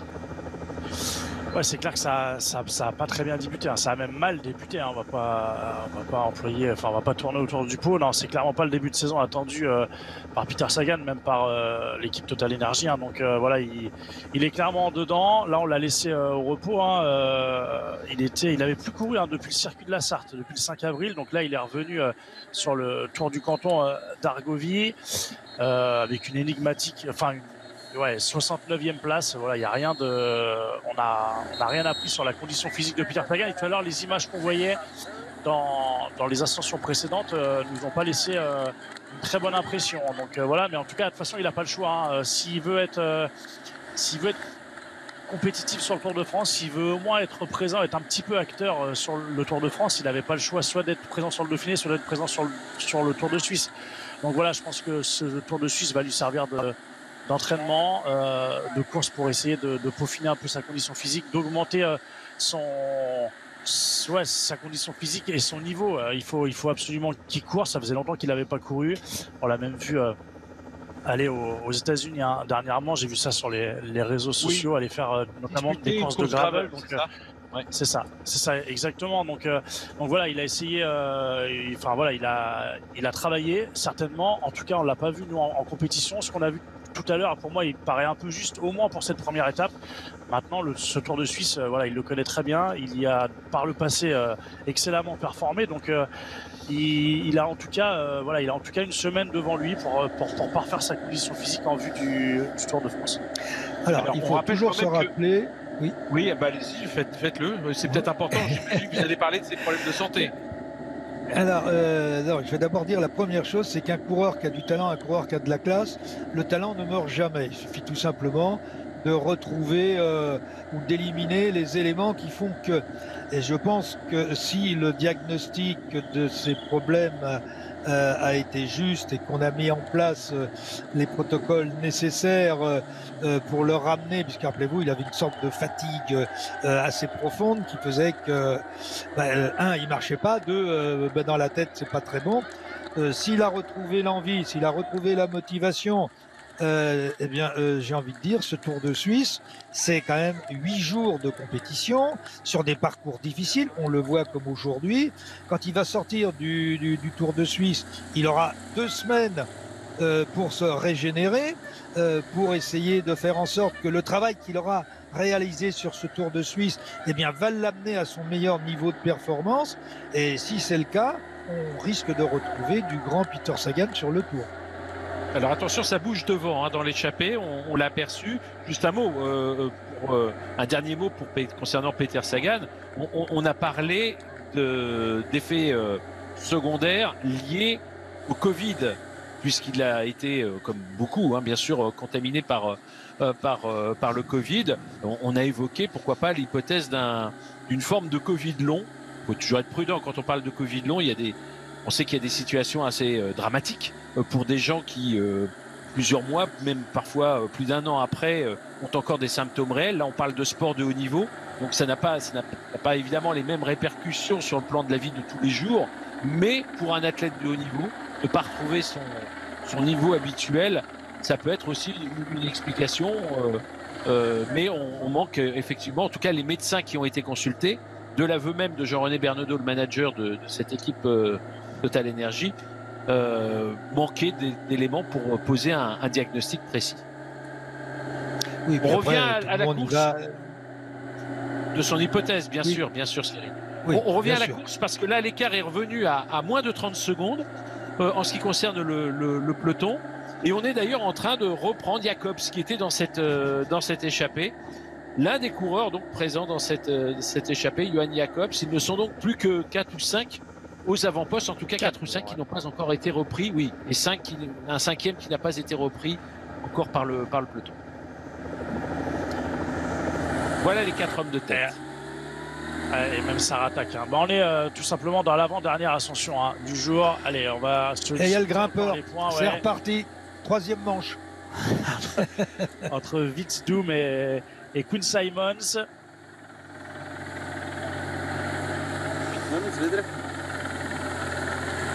Oui, 27 secondes. Bon, les échappés n'y croient pas. Il reste le classement de la montagne à faire. Et là, visiblement, je pense qu'ils sont cuits pour la plupart. Enfin, vraisemblablement tous bien entamés.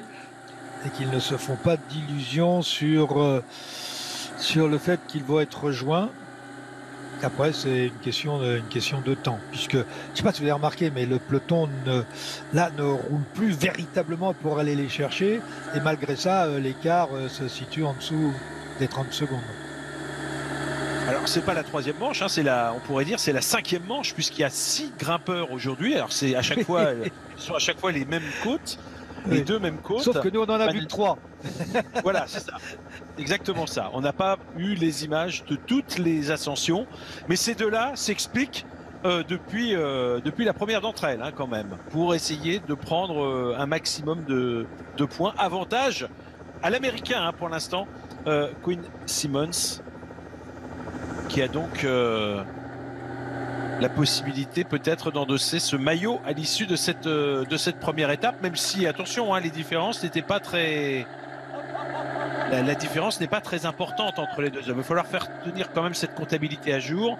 On avait tout à l'heure 10 points pour Quinn Simmons et on devait avoir 8 points pour Simon Vitz-Doom. Ouais, il y a match encore. Là, l'écart entre les augmente. 2 coureurs.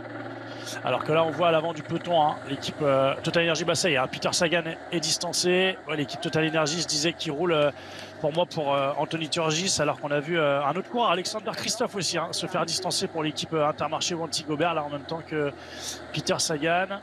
Et à l'avant du peloton, on avait l'équipe IF Pro Cycling aussi qui roulait bien à l'avant. L'équipe IF Pro Cycling qui a quand même des bons coureurs, hein, Rigoberto Urán, Hugh Carty pour le classement général. Allez, on a compris, hein, c'est terminé pour Sagan. L'équipe Israël aussi, hein, l'équipe de Fuglsang.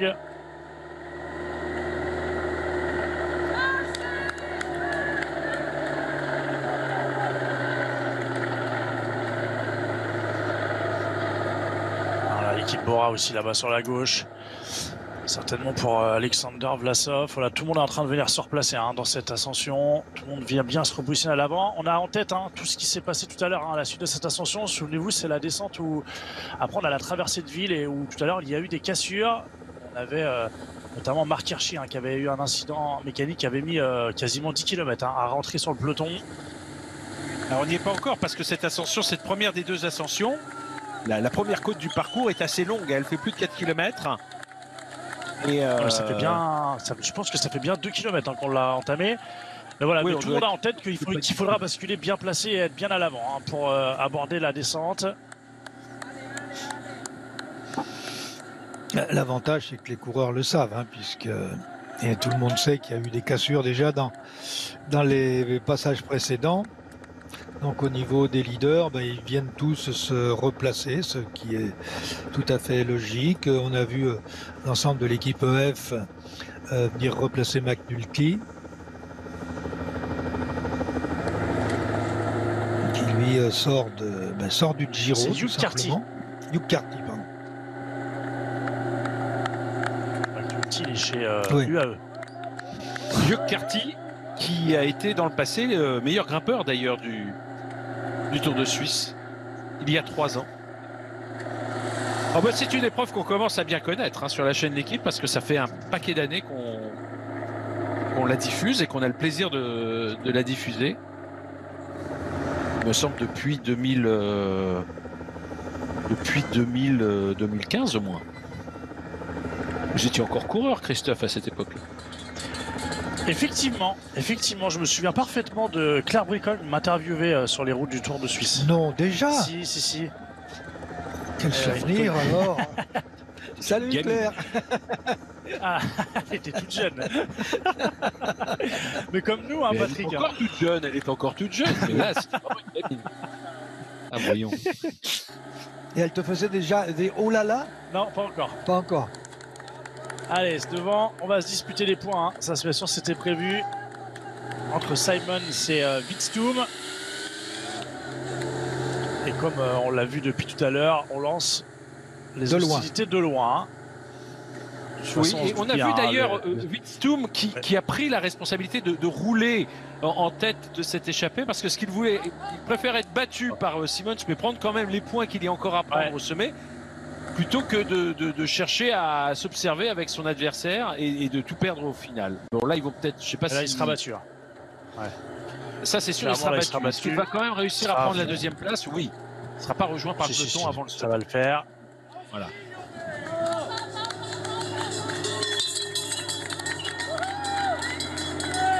Donc Quinn Simmons sera le meilleur grimpeur à l'issue de cette première étape. Ça, on peut d'ores et déjà l'affirmer.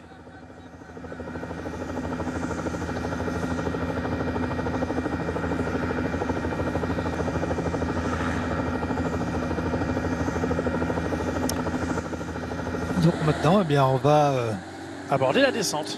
La descente et la dernière ascension. Nous rentrons dans le Money Time.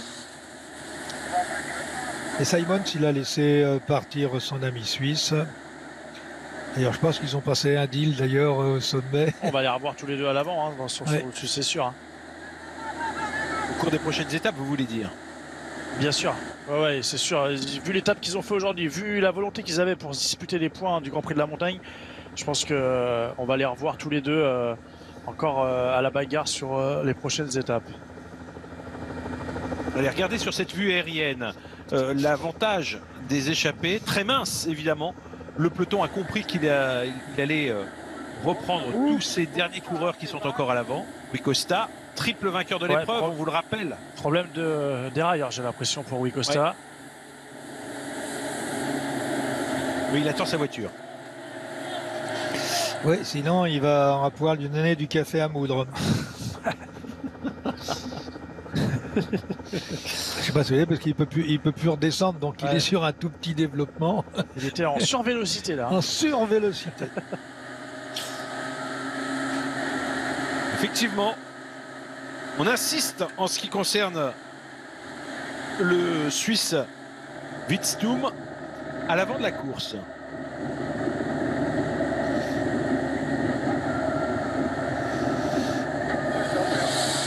Allez, Rui Costa qui va changer de vélo. Ah bah là, vu ce qu'on a vu tout à l'heure pour Marc Hirschi, c'est quasiment au même endroit. Hein. Les deux coureurs l'équipe au tour précédent, c'était Marc Hirschi. Là, c'est Rui Costa. On va voir, il va mettre un petit moment à rentrer. S'il arrive à rentrer en plus, hein, parce qu'on l'a vu tout à l'heure, il y avait beaucoup de cassures, alors que ça roulait pas spécialement vite. Là, je pense que ça va quand même rouler beaucoup plus vite. C'est pas gagné hein, pour Rui Costa qui finisse dans le temps du vainqueur aujourd'hui. Alors, qui sont ces deux coureurs là qui reviennent sur... Bah, c'est les coureurs qui étaient dans l'échappée hein, déjà. C'est Casper Pedersen. Et le coureur de la formation Human Powered, Chadaga.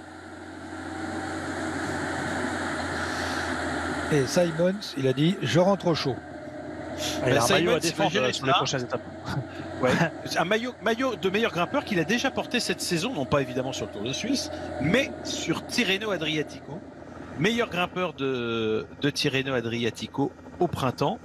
C'est devenu une habitude chez lui d'aller chercher les points de la montagne sur les épreuves du World Tour, parce que je regardais dans le passé, il n'avait jamais eu l'occasion de porter ce maillot, si ce n'est, c'est vrai, alors qu'il courait aux États-Unis sur la Redlands classique. Bon, voilà, ça c'est vraiment une aparté pour Claire Bricol.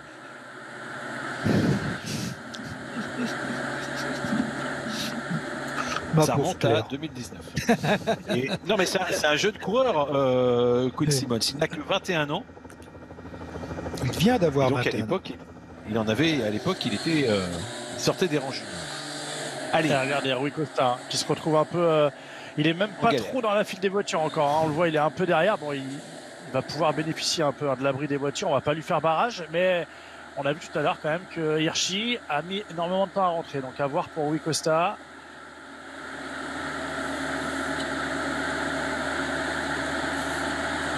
Chadaga, que vous avez vu en 3e position dans cette échappée.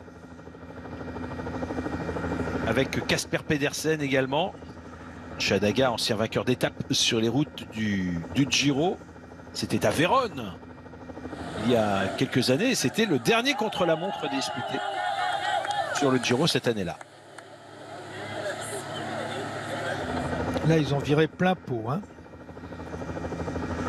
Ils ont pris un maximum de risques dans cette descente. Je suppose que notre ami suisse la connaît par cœur, même si tout le monde l'a déjà vu 2 fois.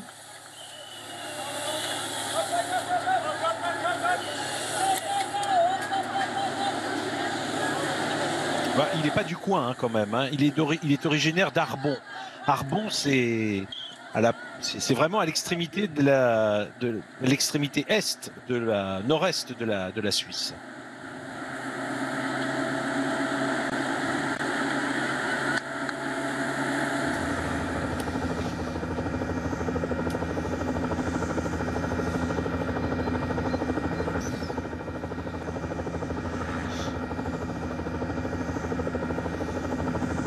Alors, est-ce qu'on a des équipiers encore dans ce peloton pour une formation, prennent les choses en main, ou plusieurs, afin de revenir sur ces 3 hommes? 15 secondes seulement d'avance. Mais on voit que le peloton a perdu beaucoup d'unités.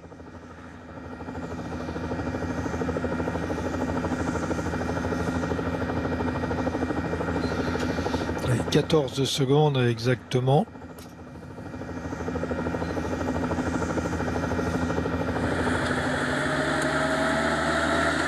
Là, les hommes de tête se donnent à fond quand ils vont arriver dans la dernière difficulté. Ça va être dur de maintenir l'écart avec le peloton, d'autant qu'il y aura par obligation, il y aura quand même quelques accélérations et ça, ce sera la fin de l'échappée. À moins qu'ils veulent absolument nous faire mentir et que ça ne bouge point derrière. Alors ça va bouger, ça a déjà bougé au tour précédent, c'est sûr et certain que ça va bouger. Alors que là on y arrive dans la partie technique de cette descente, la partie en ville. La partie où tout à l'heure il y a eu des cassures dans le peloton. Oh, c'est bien étiré aussi.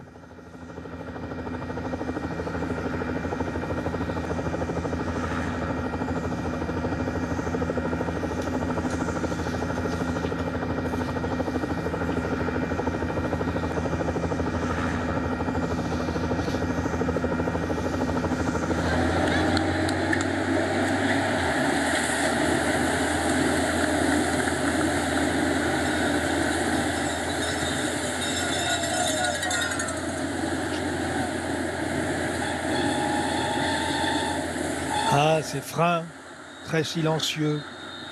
Voilà, il y a même des cassures devant, on n'est que 3 coureurs dans l'échappée. Ah oui, mais il descend vite, le petit vite, il descend vite, le petit Suisse. Là. Ouais. Mais c'est un coureur qui est considéré comme un coureur très polyvalent. Alors son parcours est assez particulier parce qu'il n'a jamais été professionnel. Il est âgé de 27 ans. Et on la voit à la fois sur des épreuves de VTT, de cyclocross et même sur la piste. Mais il n'a pas réellement fait carrière sur route, même si il a régulièrement disputé des épreuves sur route. En cyclocross, on l'a vu devenir deuxième d'un championnat de Suisse alors qu'il était chez les juniors, puis chez les espoirs, il avait récidivé. Non, mais c'est un bon coureur. Alors pourquoi il n'a peut-être pas encore trouvé sa voie? Mais Casper Pedersen a été un petit peu crispé dans la descente, ce qui explique qu'il ait perdu une trentaine de mètres.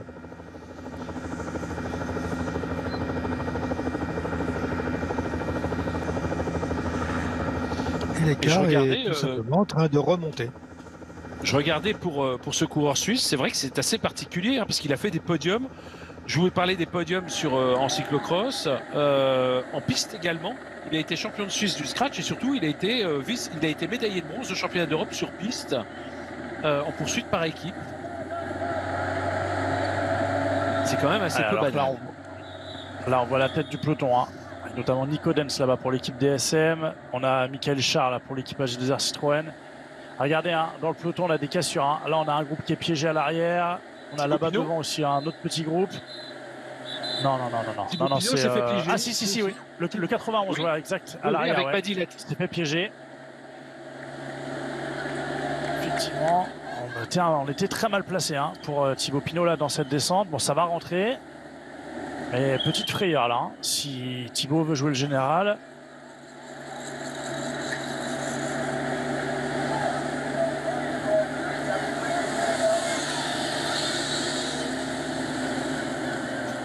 Vu Danielos aussi hein, se faire distancer là pour l'équipe Total Energy. Non, il ne s'est pas fait distancer, il attend Peter. Il attend Peter. Bon. Ouais, il attend Peter, ouais, certainement. Shadaga hein, qui n'était plus dans la roue de ses compagnons d'échappée. Voilà le retour. Geraint Thomas ici à l'image, l'ancien vainqueur du Tour de France qui n'a disputé qu'une seule fois le Tour de Suisse, mais ouais. Ça lui avait plutôt bien réussi. Enfin, il avait pris la deuxième place. C'était en 2015. Et à noter quand même, hein, pour l'équipe Groupama FDJ, on n'attend pas Thibaut Pinot. Hein. On est en train de rouler pour Stefan Kung. Hein. C'était Antoine Duchesne qui est en train de rouler avec Quentin Paché, il me semble, dans sa roue. Et en troisième position, donc Stefan Kung, hein, bien abrité par ses coéquipiers. Peut-être qu'il ne le savait pas, parce que les directeurs sportifs qui sont un petit peu décrochés dans cette descente l'ont vu comme nous à la télévision. Ou peut-être est-il rentré. Non, oui, mais même s'il est rentré, en tout cas, il n'est pas déjà revenu à l'avant du peloton. Là, non, clairement, on roulait pour Stefan Kung. Hein.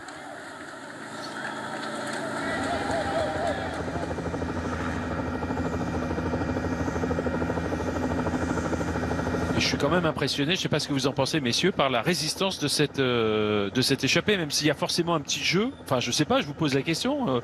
On joue un peu avec les échappées en maintenant cet écart d'une quinzaine de secondes. Non, mais là on s'en occupe plus. Hein. Là on s'en occupe plus. On roule plus par rapport à l'échappée maintenant. Maintenant c'est la deuxième course derrière. C'est ça, ouais. On roule juste pour rester bien placé à l'avant, pour entamer cette dernière ascension avec des équipiers à l'avant, avec des stratégies différentes pour chaque équipe. Mais en tout cas, on veut juste se maintenir dans les premières positions. Mais on va voir, hein, on va vite voir, hein, dès qu'on va arriver dans les premiers pourcentages là, je pense qu'on va complètement exploser dans cette échappée. On va très rapidement se faire reprendre. D'ailleurs, on n'est plus que deux devant, si j'ai bien vu. Oui, c'est ça. Oui, on a Chadaga là qui est en train de se faire reprendre. Chadaga, voilà. Il est repris maintenant par le peloton. Et c'est l'équipe. Regarde, ouais. L'équipe Quick-Step.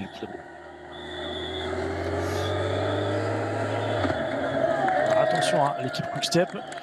Pourquoi pas une attaque d'Evenpool hein, dans cette première ascension. Regarde, il est là sur la gauche, il est en train de venir se replacer dans les premières positions.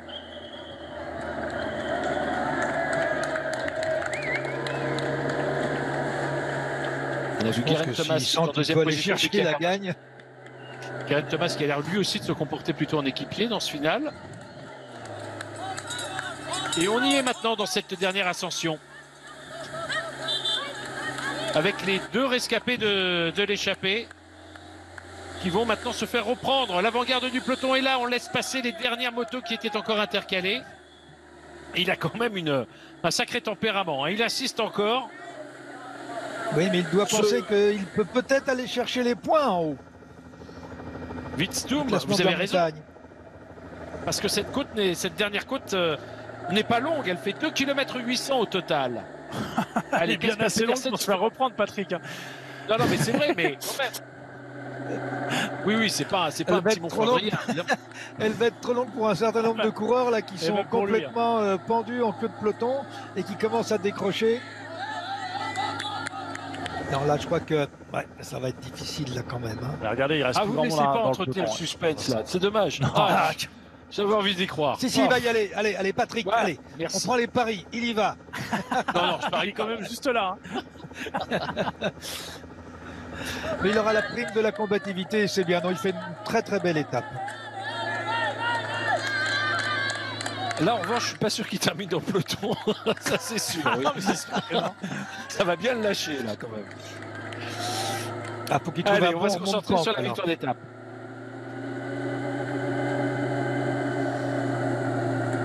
Et il vient de dire Albazini, j'arrive. Hein. Préparé. Bah non, il n'a pas le droit d'être ravitaillé, donc.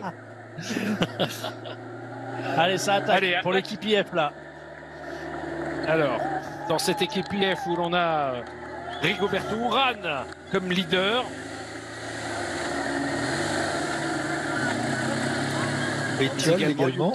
Alberto Bettiol. Et puis ils ont aussi un client pour le dernier jour, un Bissiger, adversaire de Kung. Oui, qui avait remporté l'année dernière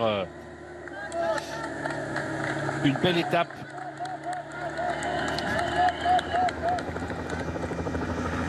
Ah, là, on a changé de catégorie de course. Ça tire bien le peloton là, avec toujours l'équipe Quick-Step hein, bien placée, bien à l'avant, l'équipe Ineos aussi.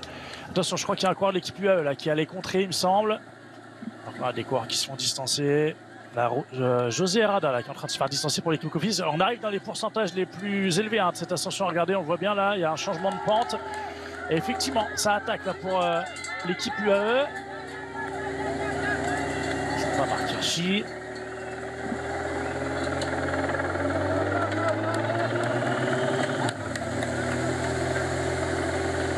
Ah, j'ai envie de dire que c'est Joël Sutter.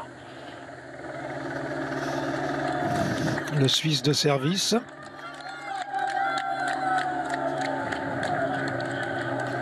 Oui, ça doit être lui. Hein. C'est un grand gabarit comme ça. Ah bah là, on le dit c'est Covid.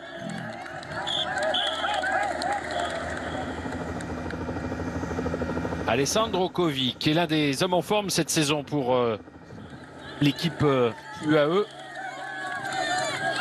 Plusieurs victoires et notamment cette étape au Passo Fedaya dans le massif de la Marmolada en dernière semaine du Tour d'Italie.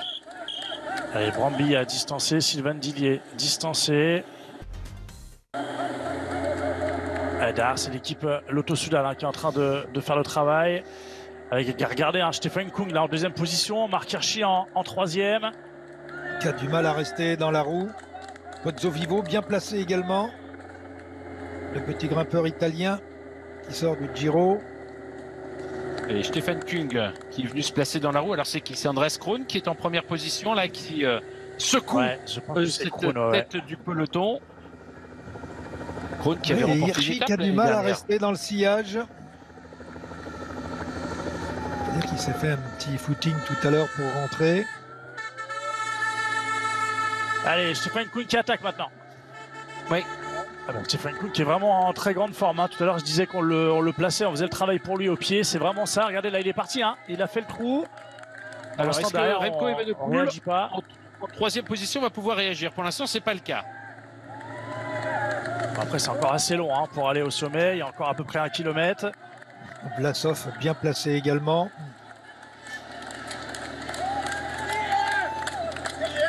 Gino Madère en difficulté. Hugh Carty en difficulté pour l'équipe IF aussi. Ouais, elle est en train de faire mal à cette dernière ascension là.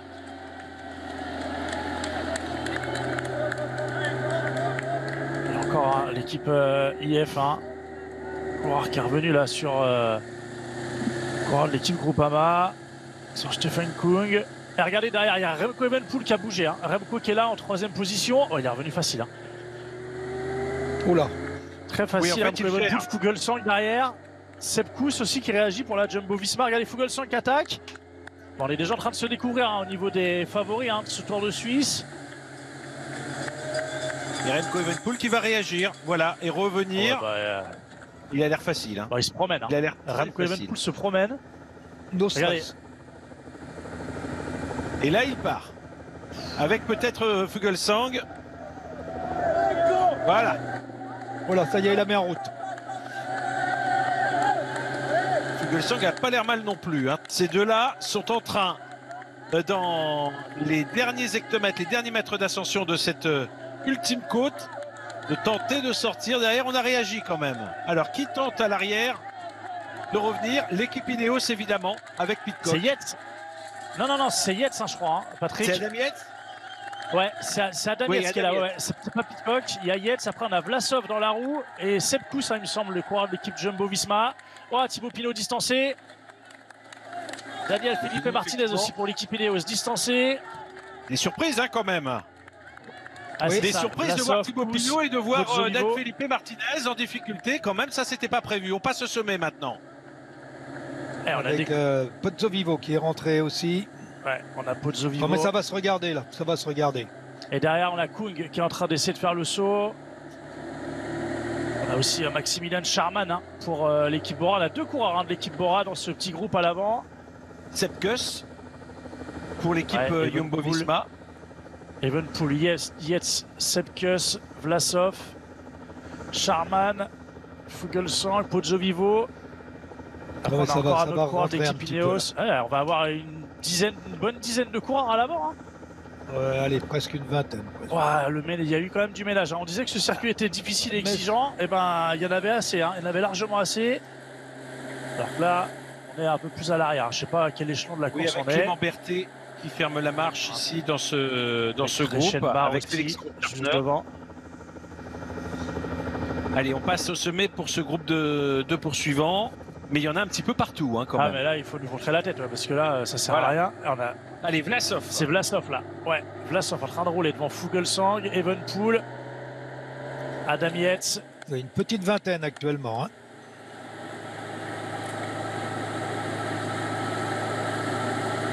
Qui est-ce qui roule là? C'est Moscone qui roulait dans ce groupe-là.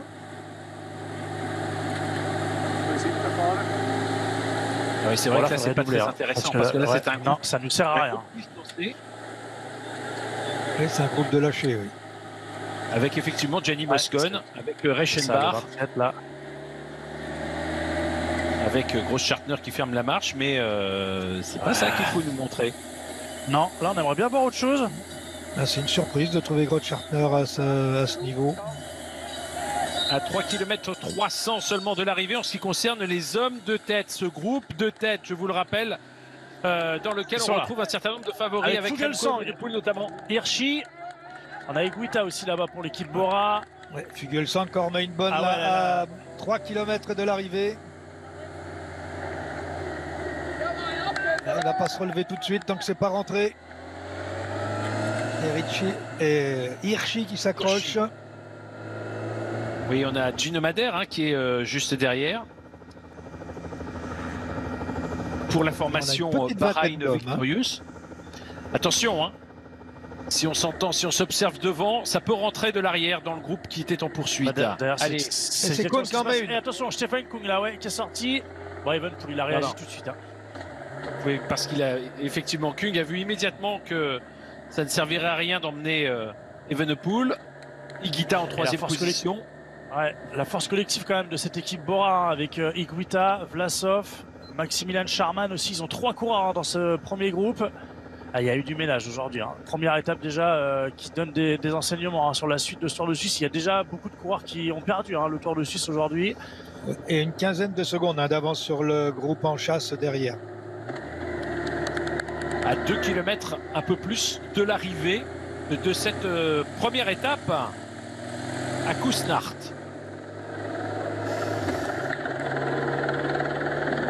Et Evenepoel qui relance. Non, c'est pas Evenepoel là. Ah non, oui, Ouais, non, c'est il a un fait la équipier, cassure ouais. derrière, oui, exact. On ne veut pas évidemment que le groupe de poursuivants puisse rentrer. Oui, mais personne ne veut véritablement s'engager quand même dans ce groupe de tête. Même si là on est en train de rouler hein, pour la Quick-Step là, pour Evenepoel. Alors, je sais pas qui roule à l'avant pour la Quick-Step. Je sais pas si c'est Voilà, Masnada peut-être. donc toujours 14-15 secondes aux 2 km. C'est Van de Wilder, non? Van Wilder. C'est Van Wilder, ouais, je pense aussi, ouais. Alors qu'attention, hein.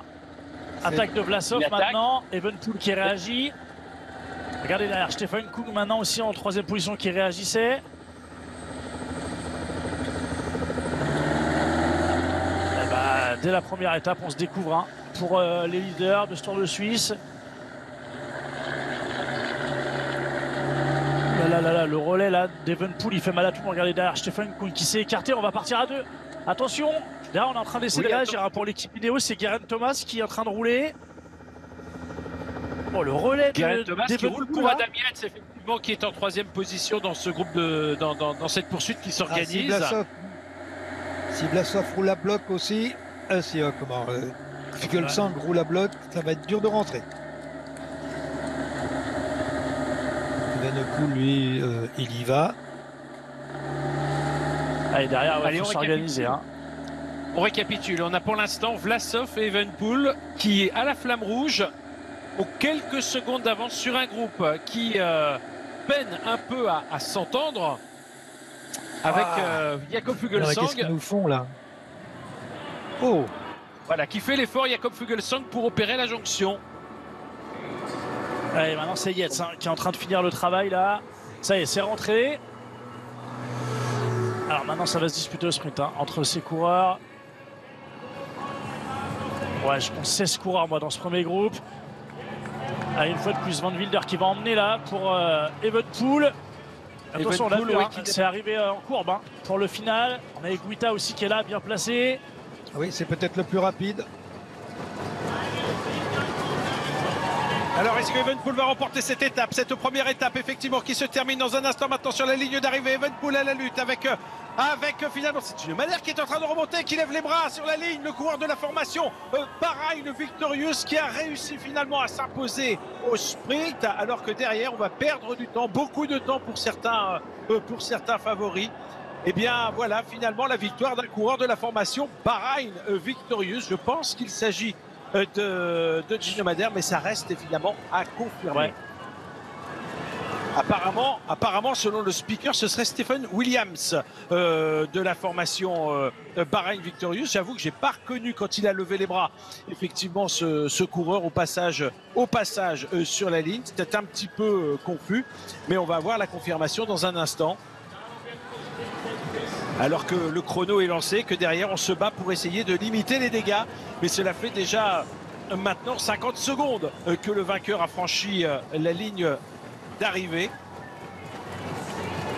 Et il y aura des écarts qui seront répercutés évidemment au classement général, des écarts relativement importants.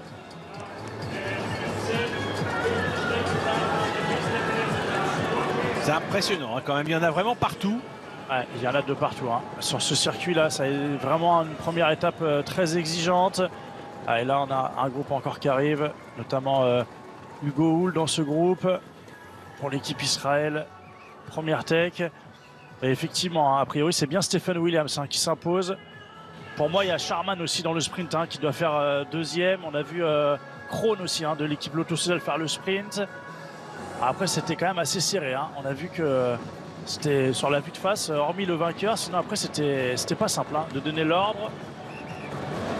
Stephen Williams qui est un coureur britannique âgé de 26 ans et qui remporte donc a priori pour la première fois une épreuve du World Tour. C'est bien lui effectivement, Stephen Williams, ce grand échelat qui s'est imposé et qui obtient donc la 3e victoire de sa carrière. Il avait remporté la Crow Race. Alors on va le sprint l'année dernière. On va revoir ici comment il a fait pour s'imposer. Il va passer sur la droite là. Effectivement, Williams qui passe sur la droite, Evenepoel qui se fait complètement déborder.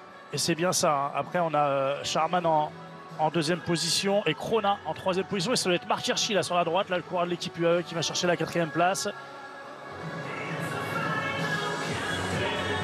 Oui, on voit que Evenepoel a tout simplement anticipé. Ouais, mais c'était même pas Evenepoel. Evenepoel, il est plus loin. C'est Van Wilder, je pense, qui était là pour le sprint. Vous avez raison. Evenepoel, il est au fond là-bas, ouais. C'est bien ça. Et donc les bras levés pour le Britannique. Victoire britannique sur ce Tour de Suisse avec Williams qui réussit à s'imposer de brillante manière. Je vous disais, vainqueur l'an passé de la Crow Race.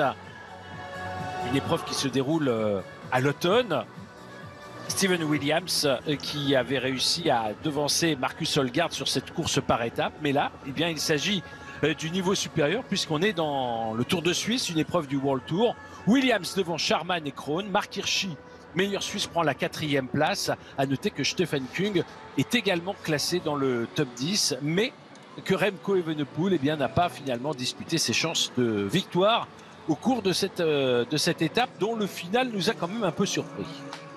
D'abord, ce qui nous surprend, messieurs, c'est quand même d'avoir vu une course de mouvement aussi importante alors que l'on imaginait plutôt que ce serait un groupe de de 20, 30 ou 40 coureurs qui allaient se disputer la victoire. Ce circuit était peut-être plus sélectif qu'il ne le laissait entrevoir. Ah, c'est clair qu'on a eu une grosse sélection. Hein. Il y a une quinzaine de coureurs pour moi devant, 15 coureurs hein, si j'ai bien compté. Après, on est déjà à plus de 20 secondes apparemment. Alors que là, on est en train d'applaudir Michael Chat. Alors, est-ce qu'il est du coin? Je sais pas. Mais voilà, on est en train de faire applaudir Mickey Chat. C'était Sylvain Dilly, hein, le champion de Suisse. Voilà l'image.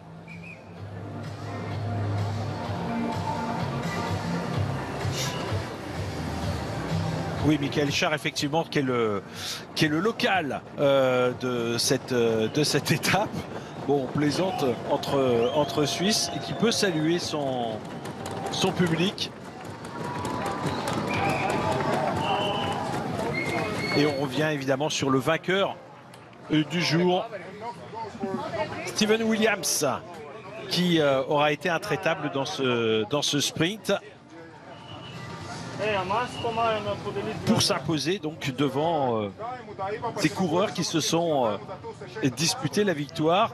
Il va non seulement évidemment remporter cette étape, mais prendre le maillot de leader. Pour cette formation Bahrain Victorious, il s'agit de la 13e victoire de la saison, qui intervient quelques jours après le succès obtenu par Santiago Buitrago sur les routes du Giro. C'était à Lavarone. Et on a déjà gagné en Suisse en ce qui concerne cette équipe Bahrain Victorious, puisque rappelez-vous, la première étape du Tour de Romandie avait été remportée par Dylan Teuns, le vainqueur également de la Flèche Wallonne. Alors on n'est peut-être pas aussi impressionnant que l'année dernière pour Bahrain Victorious, mais quand même 12 victoires depuis le début de l'année, et parmi lesquelles un certain nombre justement à l'échelon du World Tour. Ça avait bien commencé avec Mohoric. Enfin, il y avait eu Bauhaus sur Tirreno Adriatico et Mohoric surtout sur Milan-San Remo. 2 victoires dans les classiques avec la Flèche Wallonne de Dylan Teuns. Et donc, à nouveau, un succès en World Tour avec la victoire de Steven Williams. Dans cette première étape, je ne suis pas sûr qu'on ait quand même le vainqueur final du Tour de Suisse au sein de cette formation Bahreïn. Mais on est allé chercher cette étape, on n'a pas laissé passer cette opportunité.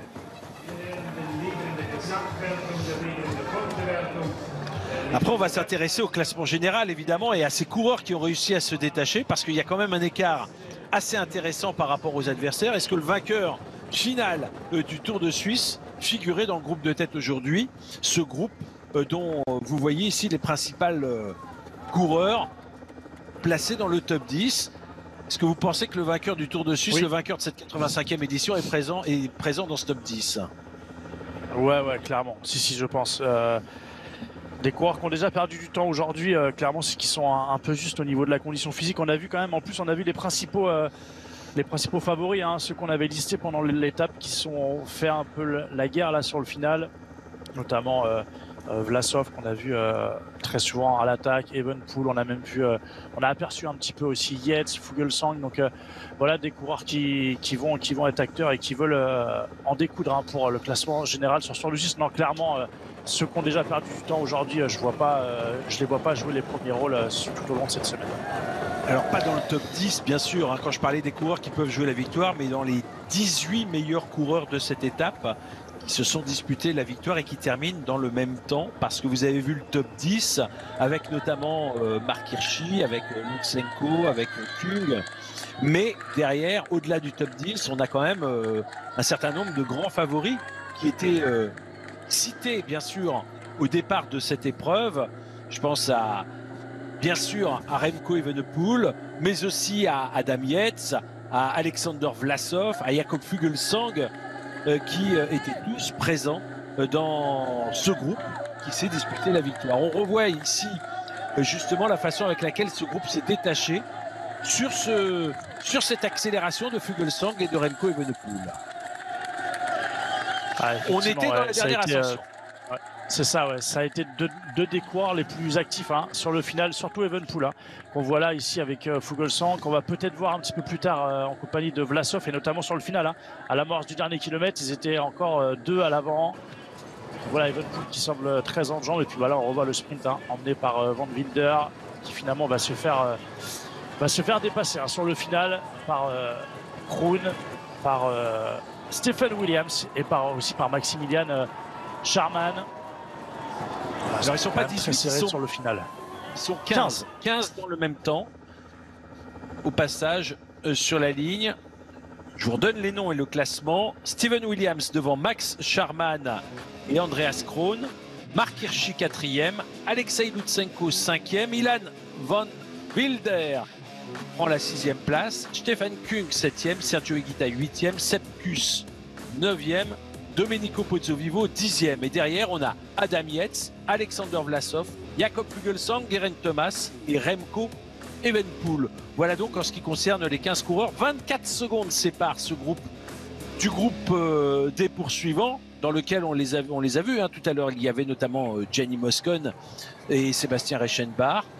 51 secondes, un groupe avec Matthew Holmes notamment, mais côté français avec Mathieu Burgodeau, un groupe où l'on avait à nouveau une quinzaine de coureurs, dans lequel figurait également Thibaut Pinot et Rigoberto Urán.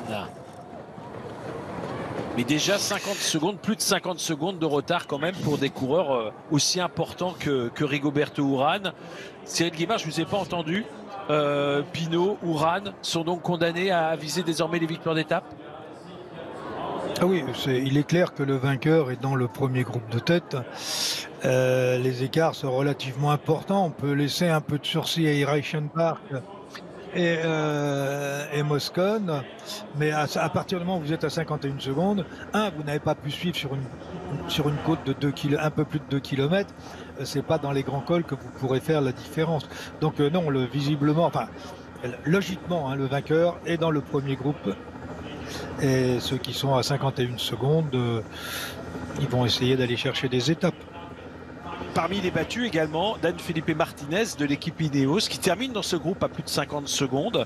Lui, le vainqueur cette année du Tour du Pays Basque, vainqueur également dans le passé du Critérium du Dauphiné où il avait, rappelez-vous, détrôné Thibaut Pinot le dernier jour. Alors si on regarde les équipes les mieux représentées dans ce top 15, eh bien la formation Bora possède effectivement, je dirais, sa triplette de leaders, avec dans l'ordre d'apparition, en tout cas sur la ligne d'arrivée, Max Charman 2e, Sergio Higuita 8e et Alexander Vlasov 12e. Donc cette équipe confirme effectivement qu'elle possède l'une des cartes, les trois cartes maîtresses dans ce jeu. Et puis l'équipe Ineos n'a pas tout perdu puisque Adam Yates et Geraint Thomas sont présents dans ce groupe. Remco Evenepoel, lui, il était de toute façon leader unique. Il est bien présent dans ce groupe. Le leader de la formation Astana, Alexei Lutsenko, est bien présent également. Le leader de la formation Israël Première Tech, Jakob Fuglsang, lui aussi est présent dans ce groupe. Donc vous le voyez, on a quand même beaucoup de favoris qui ont réussi à se placer. Du côté des équipes françaises, c'est un petit peu morne pleine. Alors, Stefan Kung est bien présent dans ce premier groupe, mais finalement, c'est le seul représentant d'une équipe française aux avant-postes aujourd'hui. Ouais, c'est ça. Ouais. Après, on va écouter le vainqueur et après, je vous passe la parole. Parlez-nous un petit peu de vous. Vous étiez peut-être l'un des inconnus de ce groupe de tête. I was unsure where my form was going to be, but I knew. Je sors d'un gros bloc de travail, je me suis beaucoup entraîné. C'était justement pour moi l'occasion d'essayer de voir où j'en étais à l'issue de cette première étape. Je suis vraiment satisfait, évidemment, vous vous en doutez. C'est votre plus belle victoire. Est-ce que vous réalisez? So far, it's pretty. I don't think it's sunk in yet, to be honest. It's been a strange few years, and to come here on stage is. C'est un peu tôt pour vous dire si je réalise. C'est un peu étrange, à vrai dire, ce que je suis en train de vivre en ce moment.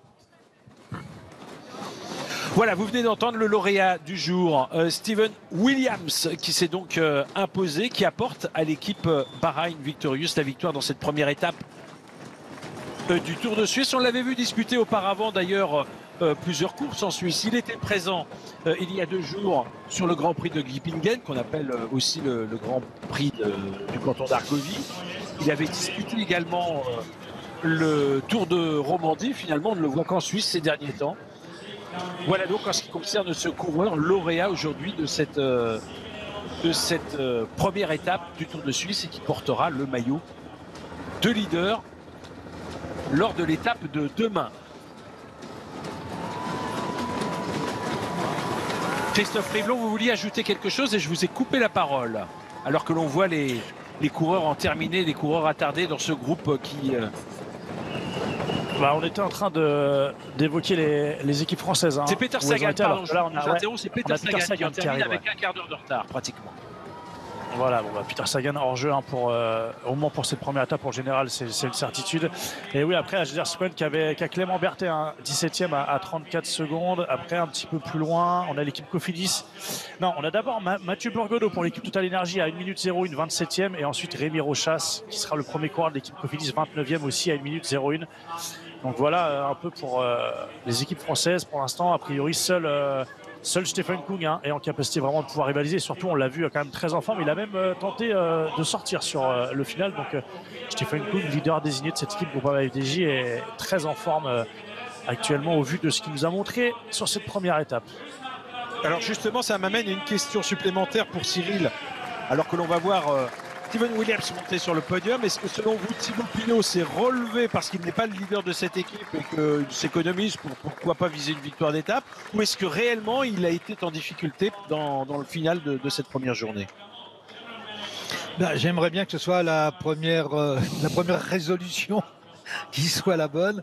Malheureusement, je pense que non, il s'est fait sortir à la pédale. Enfin, c'est le sentiment que j'ai.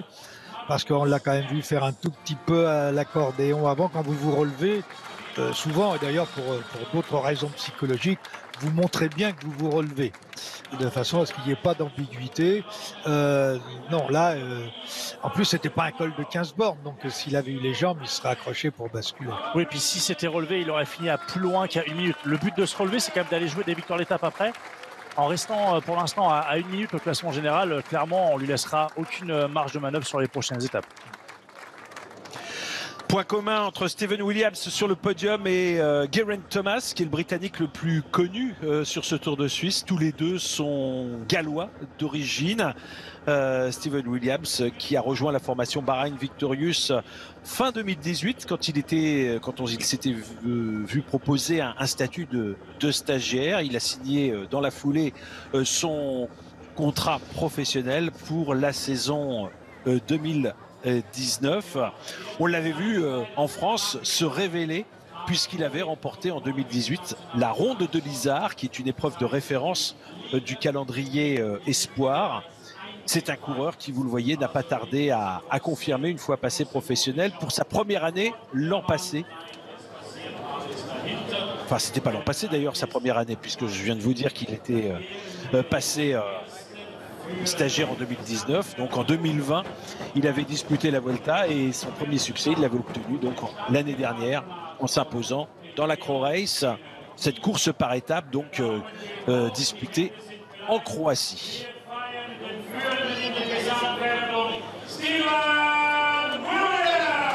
Allez, on va le voir revenir sur le podium avec le maillot jaune sur les épaules.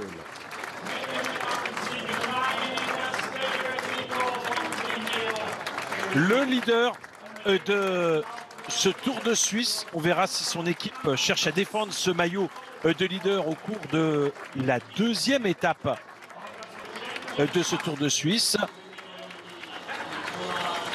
Une étape qui va prendre son départ de Kousnart en direction d'Aesch. Aesch, terme d'une deuxième journée qui proposera plus exactement 196 km de course avec une difficulté, le Chalpass, dont le sommet n'est pas très loin de l'arrivée. Ce sera la première ascension de deuxième catégorie. Et on verra si justement, dans cette dernière difficulté, dans le final, à un peu plus de 10 km de l'arrivée, il n'y a pas à nouveau des changements au classement général. Merci de votre fidélité et à très vite, évidemment, pour cette deuxième étape en compagnie de Cyril Guimard et de Christophe Riblon.